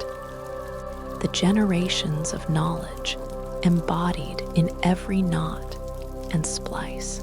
As they worked together to set the net, Maya found herself falling into the rhythm that Leif had learned from his father and grandfather before him. Every action had its proper sequence, its correct timing. There was no hurry, no stress, just the patient performance of tasks that had been perfected over generations. The work was meditative in a way that surprised her. Each movement required attention and skill, But once she began to understand the rhythm, her mind became quiet and focused. The gentle rain, the soft sounds of water against the hull, the satisfaction of work performed correctly, all of it combined to create a state of awareness that was both alert and peaceful. "This is what I wanted you to understand," Leif said as they waited for the fish to find their net. Peace is not just something you experience in meditation or in sacred places. It's something you can create through honest work, through connecting with the rhythms that have sustained human life for thousands of years. As the morning progressed, Maya began to understand what he meant. The work of fishing connected her to something ancient and essential, the basic human relationship with the natural world that provides sustenance and life. But it also connected her to the specific community and tradition that had developed around these particular waters over centuries. When they finally hauled in their net, Maya felt a deep satisfaction at the modest catch of fish they had taken. These were not trophies or symbols of conquest, but food that would nourish families, surplus that would be shared with neighbors, part of the sustainable relationship between human community and natural abundance that characterized life in these fjord villages. "We take what we need," Leif said as they prepared the fish for storage. "No more, no less. The fjords are generous, but they require respect. Take too much, and they will teach you about scarcity. Take only what you need, and they will provide for generations." As afternoon approached, they were joined by Leif's daughter Astrid, not the elderly Astrid who had become Maya's guide, but a young woman in her 20s who carried herself with the same quiet competence that characterized her father. She had come out in her own small boat to check her own nets, and the reunion between father and daughter on the water was clearly a daily ritual that both treasured. "This is how it has always been," the younger Astrid explained as they worked side by side. Families working together on the water, sharing knowledge and responsibility. Each generation learns from the one before, but also adapts to changing conditions. The techniques evolve, but the basic relationship with the fjords remains the same. Maya watched the interaction between father and daughter with deep appreciation. This was not just about fishing. It was about the transmission of a way of life, a set of values, a relationship with place that had sustained communities for centuries. The peace she observed in both of them came not from escaping the demands of daily life, but from finding meaning and satisfaction in work that connected them to something larger than themselves.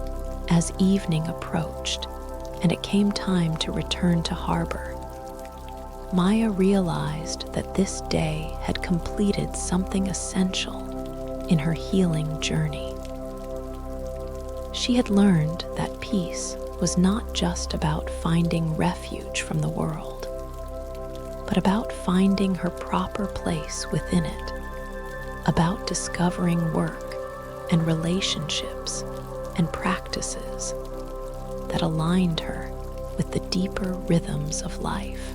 The rain had stopped during the afternoon, and as they made their way back to harbor, the setting sun broke through the clouds, painting the wet landscape in shades of gold and rose that seemed to glow from within.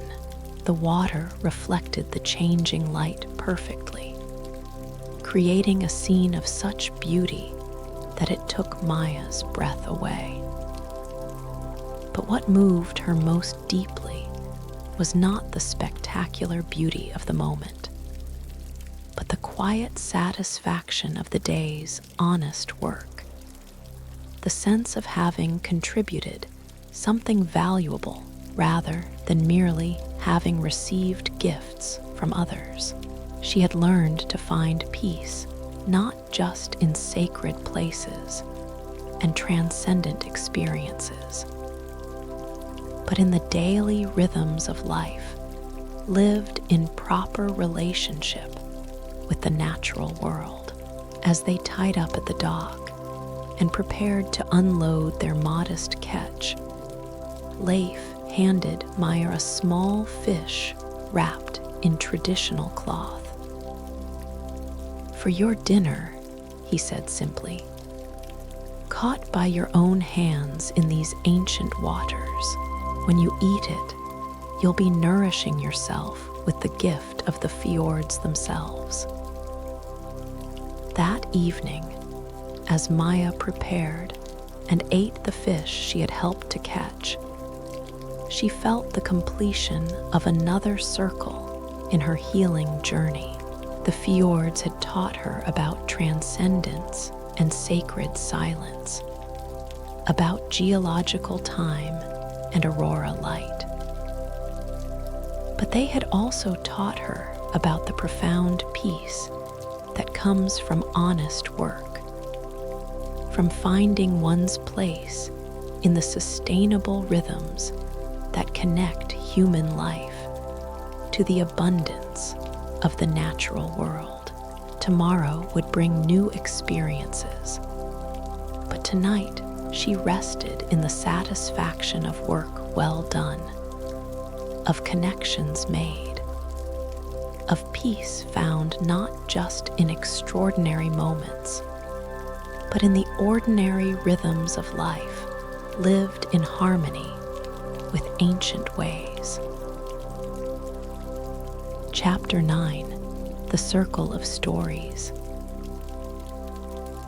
Maya's final full day in the fjords dawned clear and still, with a quality of light that seemed to distill all the beauty she had experienced during her journey into a single, perfect morning.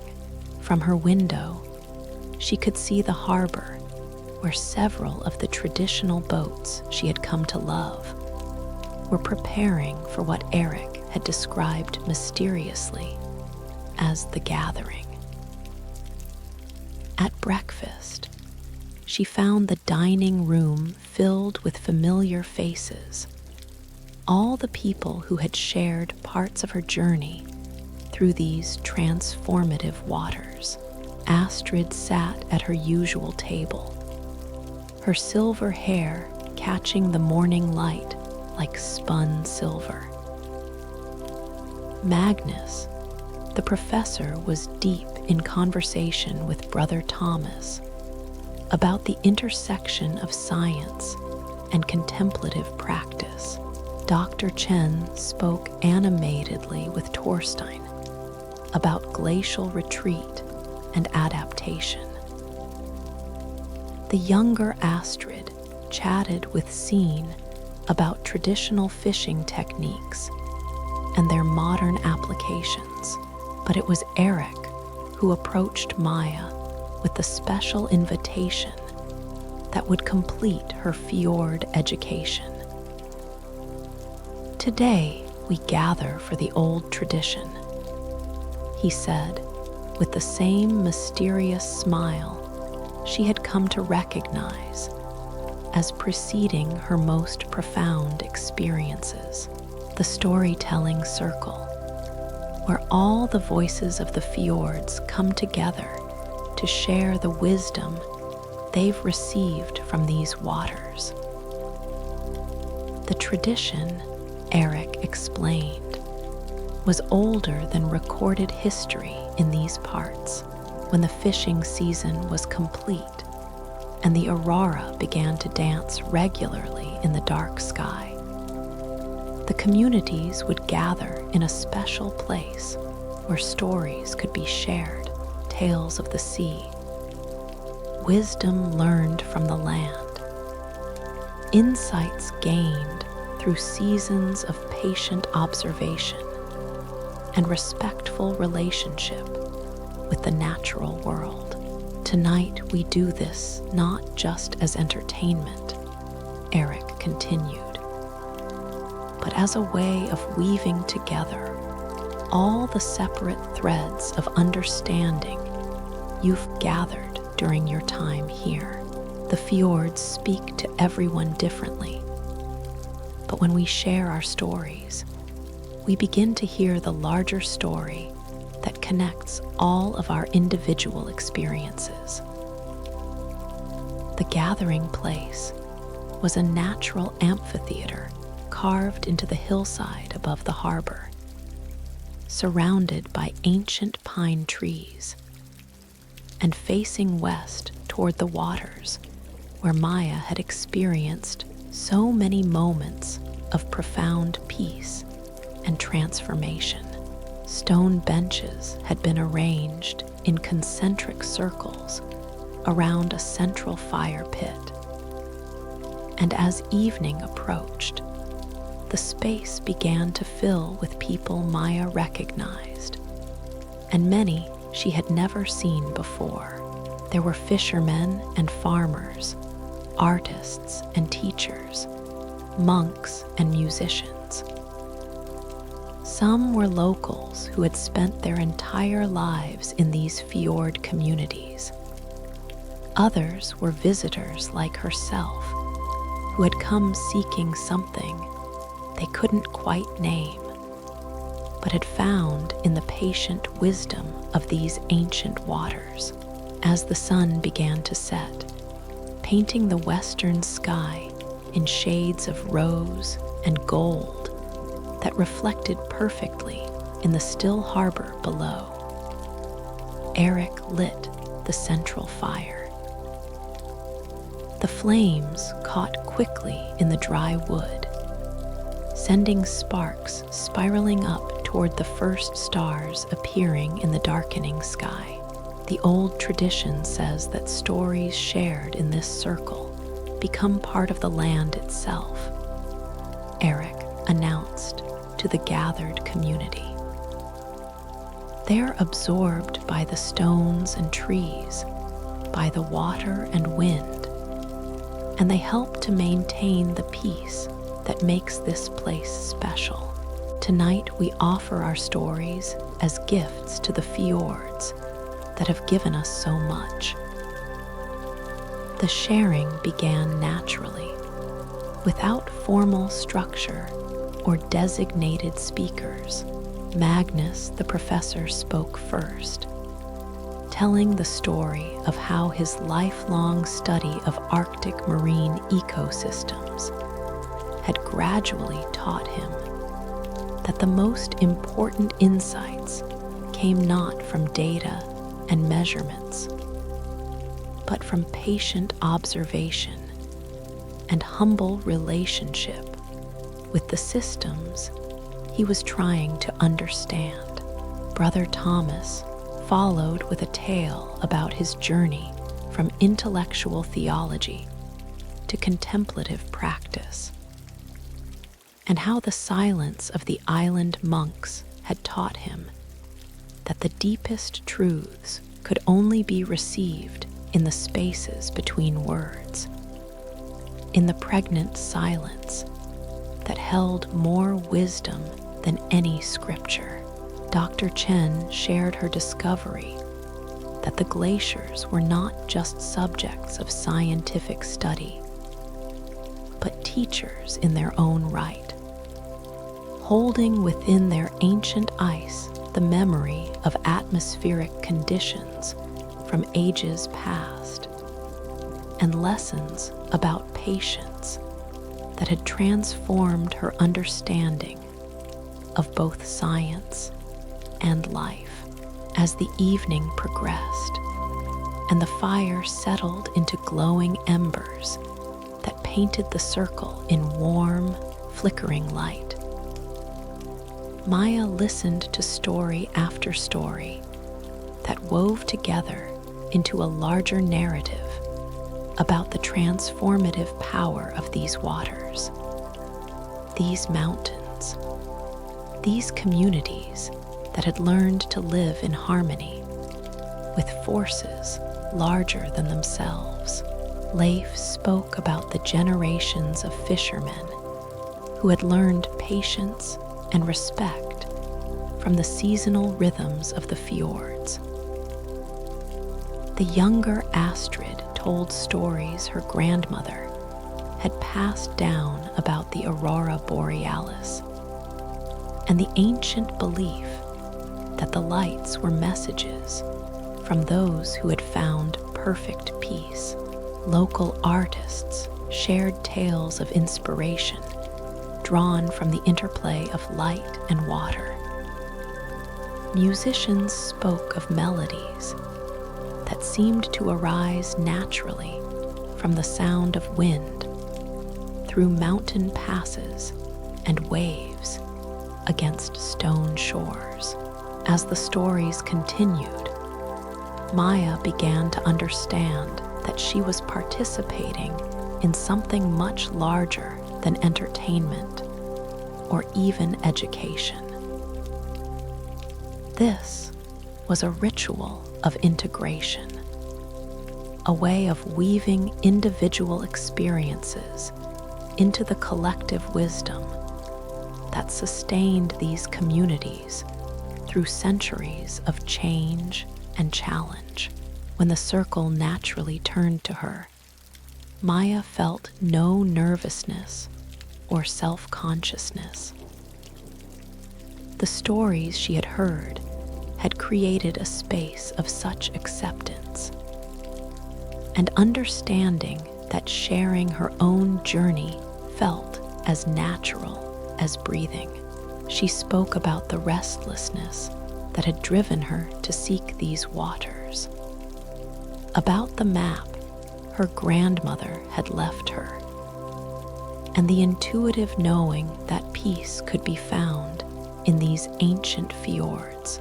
She told of her experiences with the traditional boats and the Aurora mirroring, the profound silence of the monk's island, and the patient wisdom of the ancient glacier. But as she spoke, Maya realized that her story was not really about her individual journey at all. It was about the eternal human need to remember our connection to something larger and more enduring than the temporary concerns of any single lifetime. It was about the healing that becomes possible when we remember our place in the natural world and the communities that sustain us. The fjords didn't give me anything new, she found herself saying as her story drew to a close. They reminded me of what I had always carried within me, but had forgotten how to access. The peace was always there. I just needed to remember how to listen for it beneath the noise of modern living. As her words faded into the crackling of the fire and the distant sound of water lapping against the harbor stones below, Maya felt a profound sense of completion, not just of her story, but of her entire journey to these waters. She had come seeking peace and had found it. But more than that, She had learned that peace was not a temporary experience, but a way of being that she could carry with her wherever life might take her. The evening continued with more stories, songs, and the kind of comfortable silence that can only exist among people who have shared something meaningful together. As the fire burned lower and the first aurora lights began to dance on the northern horizon, the gathering gradually dispersed, people making their way back to their homes and lodgings with the quiet satisfaction of a ritual well observed. But Maya remained by the dying fire for a long time, watching the lights dance overhead and feeling the deep contentment that had replaced the restlessness she had carried to these waters. Tomorrow she would begin her journey home, but she would not be returning unchanged.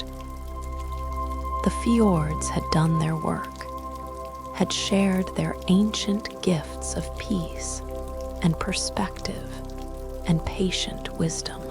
As she finally made her way back to her harborside room, Maya realized that the stories shared in the circle had created something magical. They had transformed her individual experiences into part of a larger narrative that connected her not just to the people she had met, but to the land itself, and to all the generations who had found healing and peace in these ancient waters. The storytelling circle had been her final lesson from the fjords.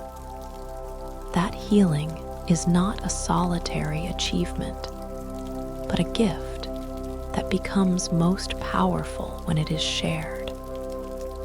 When individual transformation contributes to the collective wisdom that sustains communities and connects each generation to the enduring sources of peace and meaning. Tomorrow would bring departure, but tonight Maya rested in the perfect completion of a journey that had brought her home to herself and connected her to something eternal and ever-renewing. The fjords had kept their promise, had shared their ancient peace with one more seeking soul, had added her story to the endless cycle of healing and restoration that these waters had been offering for thousands of years. Chapter 10: The Return Current. Maya's last morning in the fjords arrived with a clarity and stillness that felt like a benediction. She woke naturally as the first light touched her window, feeling completely rested and filled with a deep contentment that seemed to radiate from her very bones.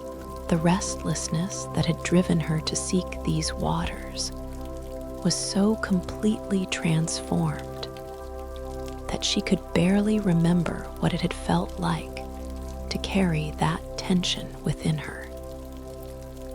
Standing at her window, she looked out over the harbor where several of the traditional boats bobbed gently in the morning swells.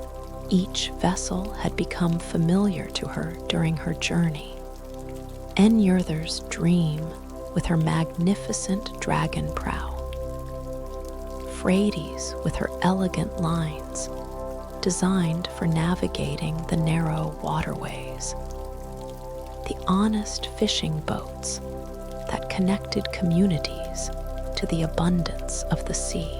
But this morning Maya saw them with new eyes, understanding that they were more than just boats. They were repositories of wisdom, carriers of tradition, vessels designed not just for moving across water, but for helping human souls remember their connection to the natural world and to the peace that had always been their birthright. At breakfast, Eric joined her with a proposal that felt like the perfect completion of her Fjord education. "There's one more journey I'd like to offer you," he said, his weathered hands wrapped around a cup of coffee that steamed in the cool morning air. "A passage back to the outer waters where your fjord journey began, but this time traveling in the way of the old ones, following the return current that carries all gifts from these deep waters back out into the wider world." Maya understood immediately that this was not just about transportation, but about completing a sacred cycle. She had come to the fjords seeking peace and healing, had received gifts beyond her imagination from these ancient waters and their communities. Now, it was time to begin the process of carrying those gifts back into the world where they could contribute to the healing of others. The boat Eric had chosen for this final passage was the most beautiful of all the traditional vessels, a recreation of a 10th century Nar.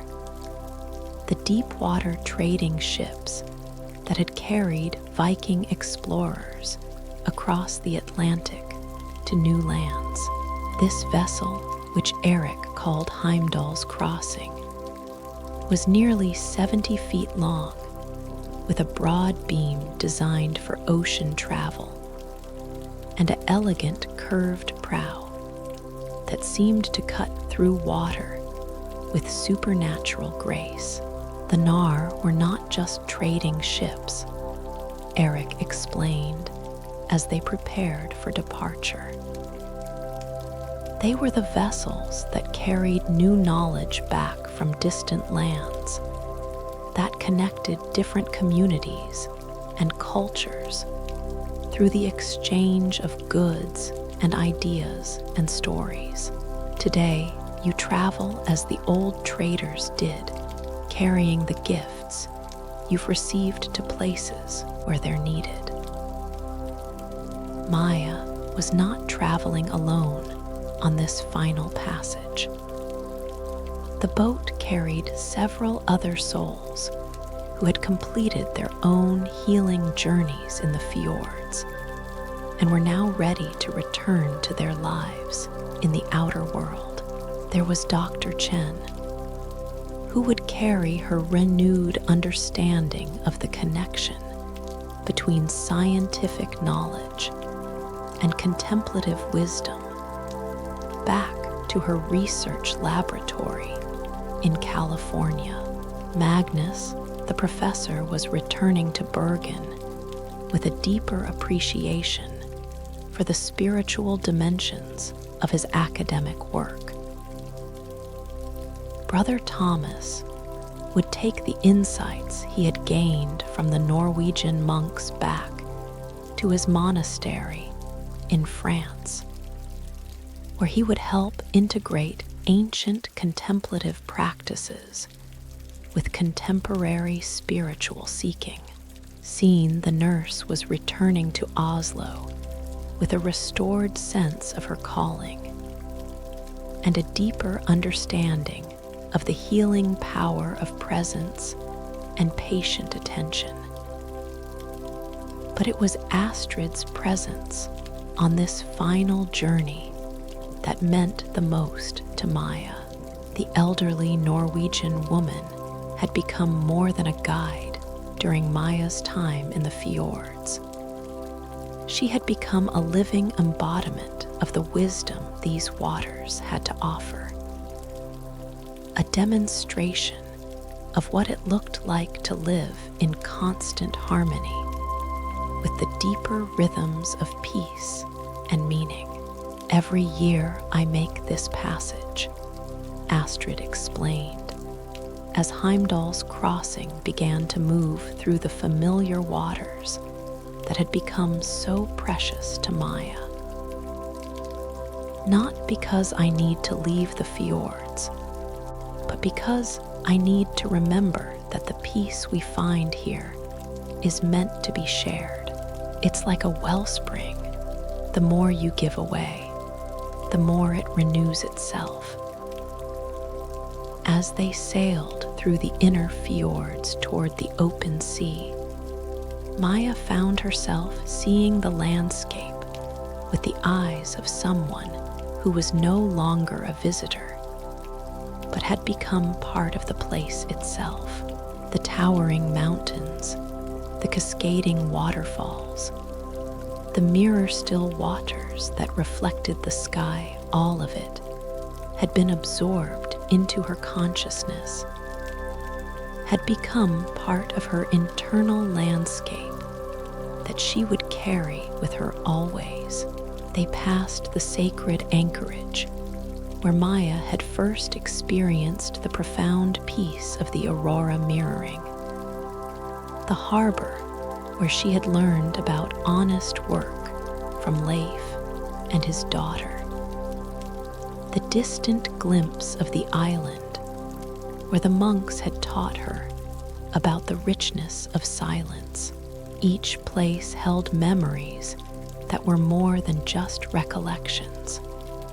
They were living presences within her consciousness, sources of strength and wisdom that she could access whenever she needed to remember what peace felt like, what it meant to live in harmony with forces larger than individual will and desire. As the day progressed and they sailed deeper into the outer fjord system, Maya began to understand what Eric had meant about the return current. There was indeed a subtle flow in these waters that carried vessels naturally toward the open sea. But more than that, there was an energetic current that seemed to support and encourage the sharing of what had been received in the deep fjords. The boat itself seemed to understand its purpose, moving through the water with a grace and efficiency that felt almost supernatural. Maya could sense that Heimdall's crossing had made this passage many times before, carrying other souls who had been transformed by the ancient peace of these waters, and were now ready to serve as conduits for that peace in the wider world.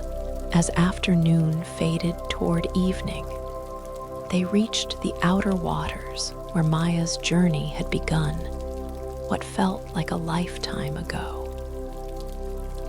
The landscape here was different from the deep fjords, more open, more connected to the broader ocean, but still holding within it the essence of the peace and wisdom that characterized these northern waters.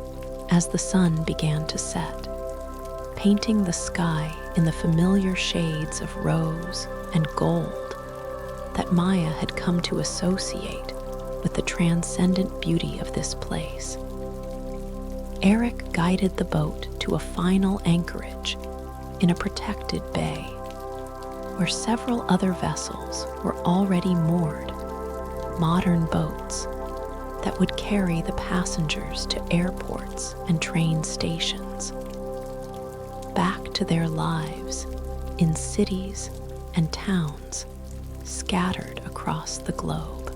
But before the transition back to ordinary transportation, Eric had arranged one final gift. As darkness settled over the water and the first stars appeared overhead, the Aurora began its nightly dance, painting the sky in the ethereal greens and blues that had become so meaningful to Maya during her journey. This time, watching the northern lights felt like a benediction, a final blessing from the ancient forces that governed these lands. Maya understood that she was not saying goodbye to the Aurora or to the fjords themselves. She was acknowledging that she now carried their gifts within her, that she had become a vessel for their peace and wisdom.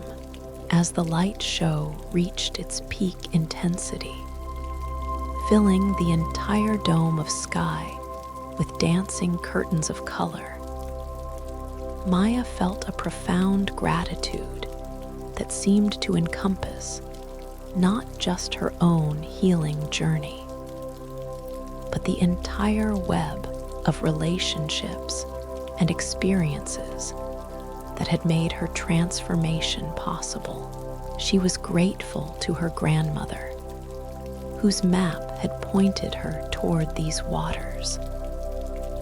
Grateful to Eric and Astrid, and all the people who had shared their knowledge and wisdom with such generosity. Grateful to the land itself, to the mountains and glaciers, the silent monks and honest fishermen, the traditional boats and ancient traditions that had created the conditions for her healing. But most of all, she was grateful for the reminder that peace had always been available to her, that the capacity for deep contentment and meaningful connection had never been lost, but only temporarily forgot in the complexity and noise of modern living.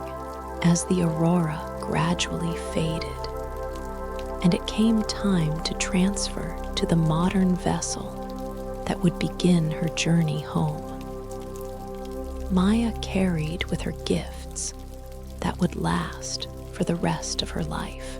She had learned that peace was not a destination, but a way of traveling, not an achievement, but a remembering, not something to be grasped, but something to be shared.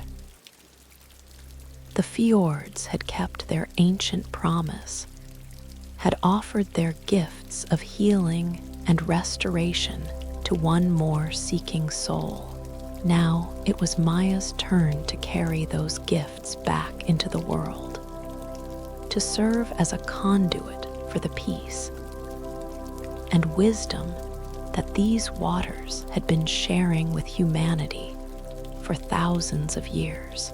The return current was carrying her home, but she was not returning unchanged.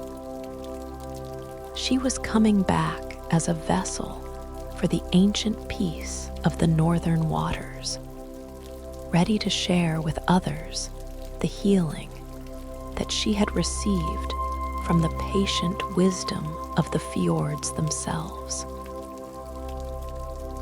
Epilogue: The Eternal Return.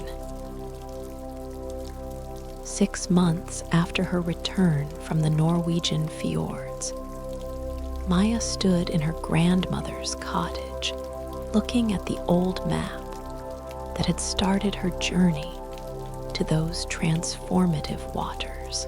The parchment looked exactly the same, weathered and yellowed, its edges soft with age, its carefully drawn fjords still winding their blue paths through the mountainous terrain of her grandmother's memories.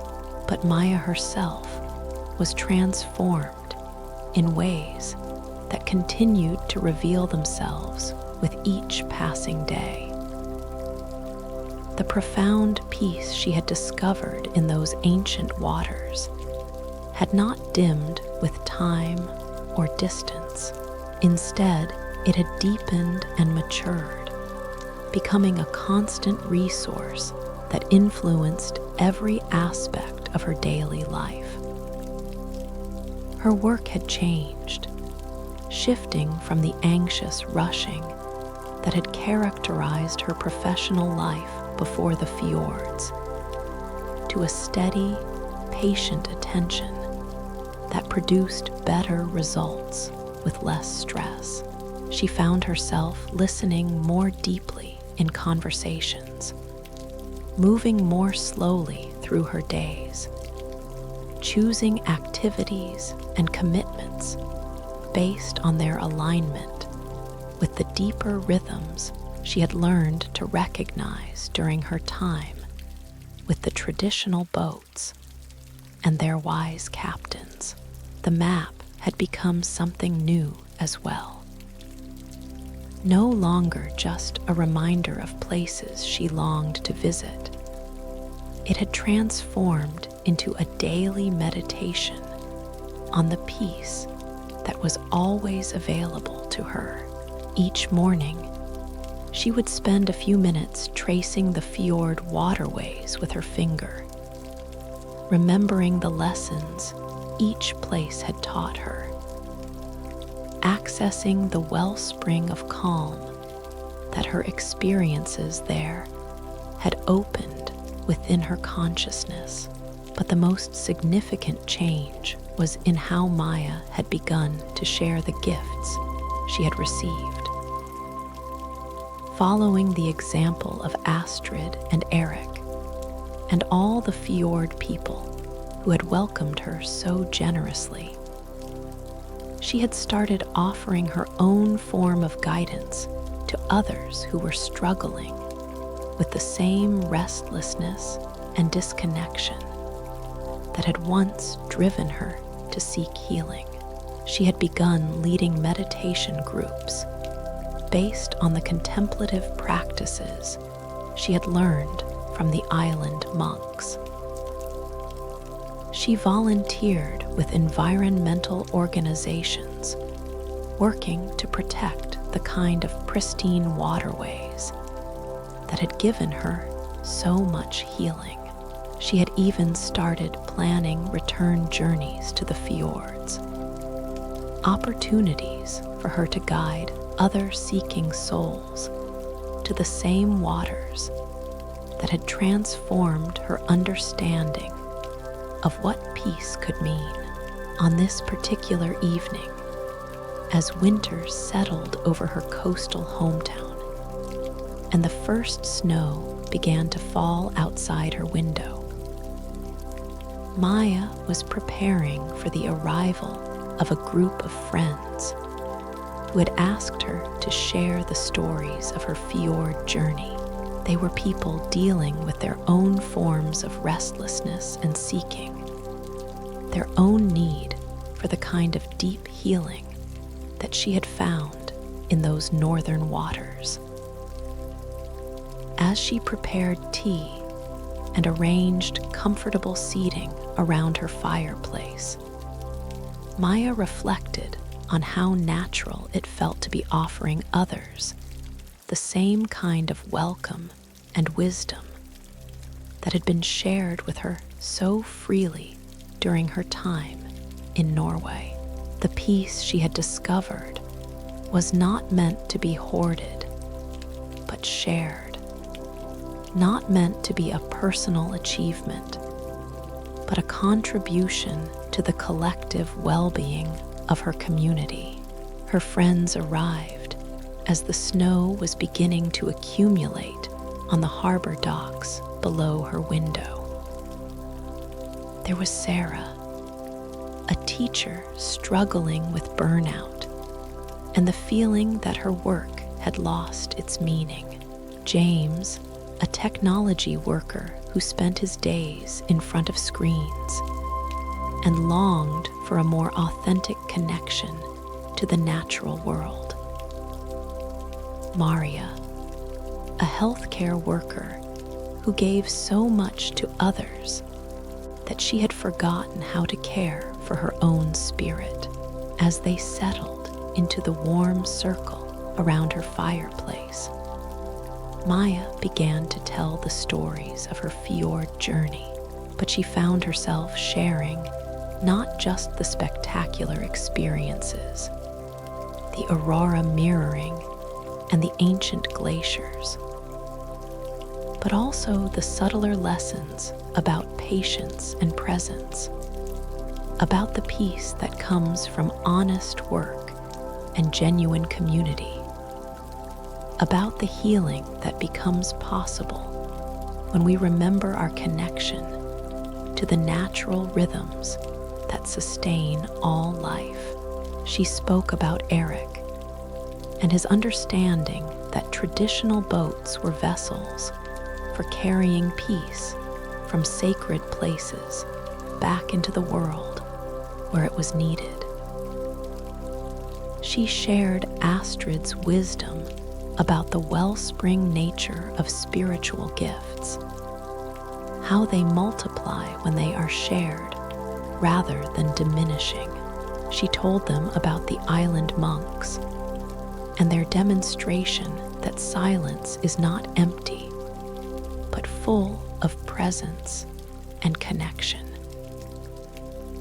As the evening progressed and the stories wove themselves into a larger narrative about the possibility of finding peace even in the midst of modern life's complexity, Maya watched her friends' faces soften and brighten. She could see them beginning to recognize in her experiences something they had been seeking in their own lives, a quality of being that they intuited was possible, but hadn't known how to access. The most important thing I learned, Maya said, as the evening drew toward its close, is that the peace we seek is not somewhere else. It's not dependent on being in a particular place or having particular experiences. The fjords reminded me of what I already carried within me, but had forgotten how to recognize. Sarah asked the question that Maya had been expecting. But how do we find that peace here, in our ordinary lives, without traveling to magical places like the Norwegian fjords? Maya smiled, remembering the countless times she had asked similar questions during her own journey. The place doesn't create the peace, she replied. The place just provides the conditions for us to remember the peace that is always available. We can create those same conditions anywhere, through patient attention, through practices that connect us to natural rhythms, through communities that support our deepest well-being rather than our surface achievements.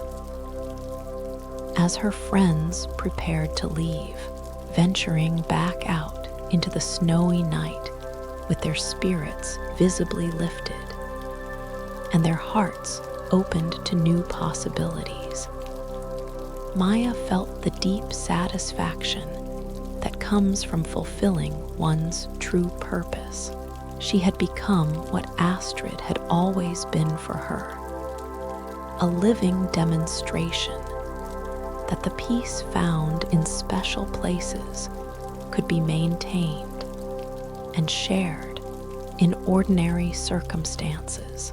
Standing at her window after her friends had gone, watching the snow fall steadily on the harbor where her own journey toward healing had begun, Maya felt a profound gratitude for the circular nature of giving and receiving that her fjord experience had taught her to recognize. She had gone to those northern waters seeking peace for herself and had found it beyond her wildest expectations. But in learning to share that peace with others, she had discovered that the gifts of the fjords continued to multiply and deepen, creating ever-expanding circles of healing and connection that honored the ancient wisdom of those transformative waters. The map on her wall caught the light from her fireplace, its carefully drawn fjords seeming to glow with internal illumination. Maya touched her grandmother's compass, which now hung beside the map as a daily reminder of the navigation skills she had learned during her journey, not just for finding her way across water, but for orienting herself always toward the deeper currents of peace and meaning that flow beneath the surface of ordinary life. Outside her window, the snow continued to fall, blanketing her harbor town in the same quiet beauty that had characterized her mornings in the Norwegian fjords. Maya understood now that every place held the potential for the kind of healing she had experienced, that every moment offered opportunities to access the profound peace that was always available to those who knew how to listen for it. The fjords would always be special to her, would always hold a place of honor in her heart as the location where she had remembered her deepest truth. But that truth was not confined to any particular place or time. It was an eternal wellspring that could be accessed wherever she was, whatever challenges she might face, whatever opportunities arose for her to serve as a conduit for the ancient peace that the northern waters had shared with her so generously. As she prepared for sleep on this snowy evening, Maya felt the same deep contentment that had characterized her final nights in the fjord harbors. She was home, not just in her physical dwelling, but in the profound sense of belonging and purpose that her journey had restored to her. The fjords had taught her that healing is always a circular process, that what we receive in our moments of greatest need becomes the foundation for what we have to offer others in their times of seeking. The ancient waters had shared their gifts with her, and now she was sharing those gifts with her community, creating the kind of ripple effects that honor the generosity of the natural world and the wisdom of traditional cultures.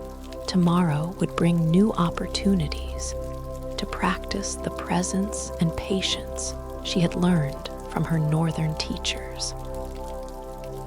But tonight, as snow fell gently on the water and the Aurora danced unseen in the northern sky, Maya rested in the perfect peace of knowing that she had found her way home to the deepest truths of her own being. The fjords lived within her now, their ancient peace flowing through her heart like a river that would never run dry, carrying their gifts of healing and restoration to everyone whose life she touched. The journey to those transformative waters had ended, but the journey of sharing their wisdom would continue for the rest of her life. In her dreams that night, Maya sailed once again on waters of liquid silver beneath skies painted with Aurora fire. Guided by the patient wisdom of ancient boats and generous hearts toward an understanding that peace was not a destination, but a way of being in the world, a gift to be received gratefully and shared freely, connecting each soul to the eternal currents of healing that flow through all existence. The northern lights danced on, and the fjords continued their patient work of offering peace to all who came to their waters seeking restoration. And in a small coastal cottage many miles away, one woman who had received their gifts slept peacefully, knowing that she had become a vessel for carrying their ancient wisdom into a world that desperately needed the healing they had always been ready to provide. The eternal return was complete, and the circle of giving and receiving continued its endless, generous dance, just as it had for thousands of years, and would for thousands more.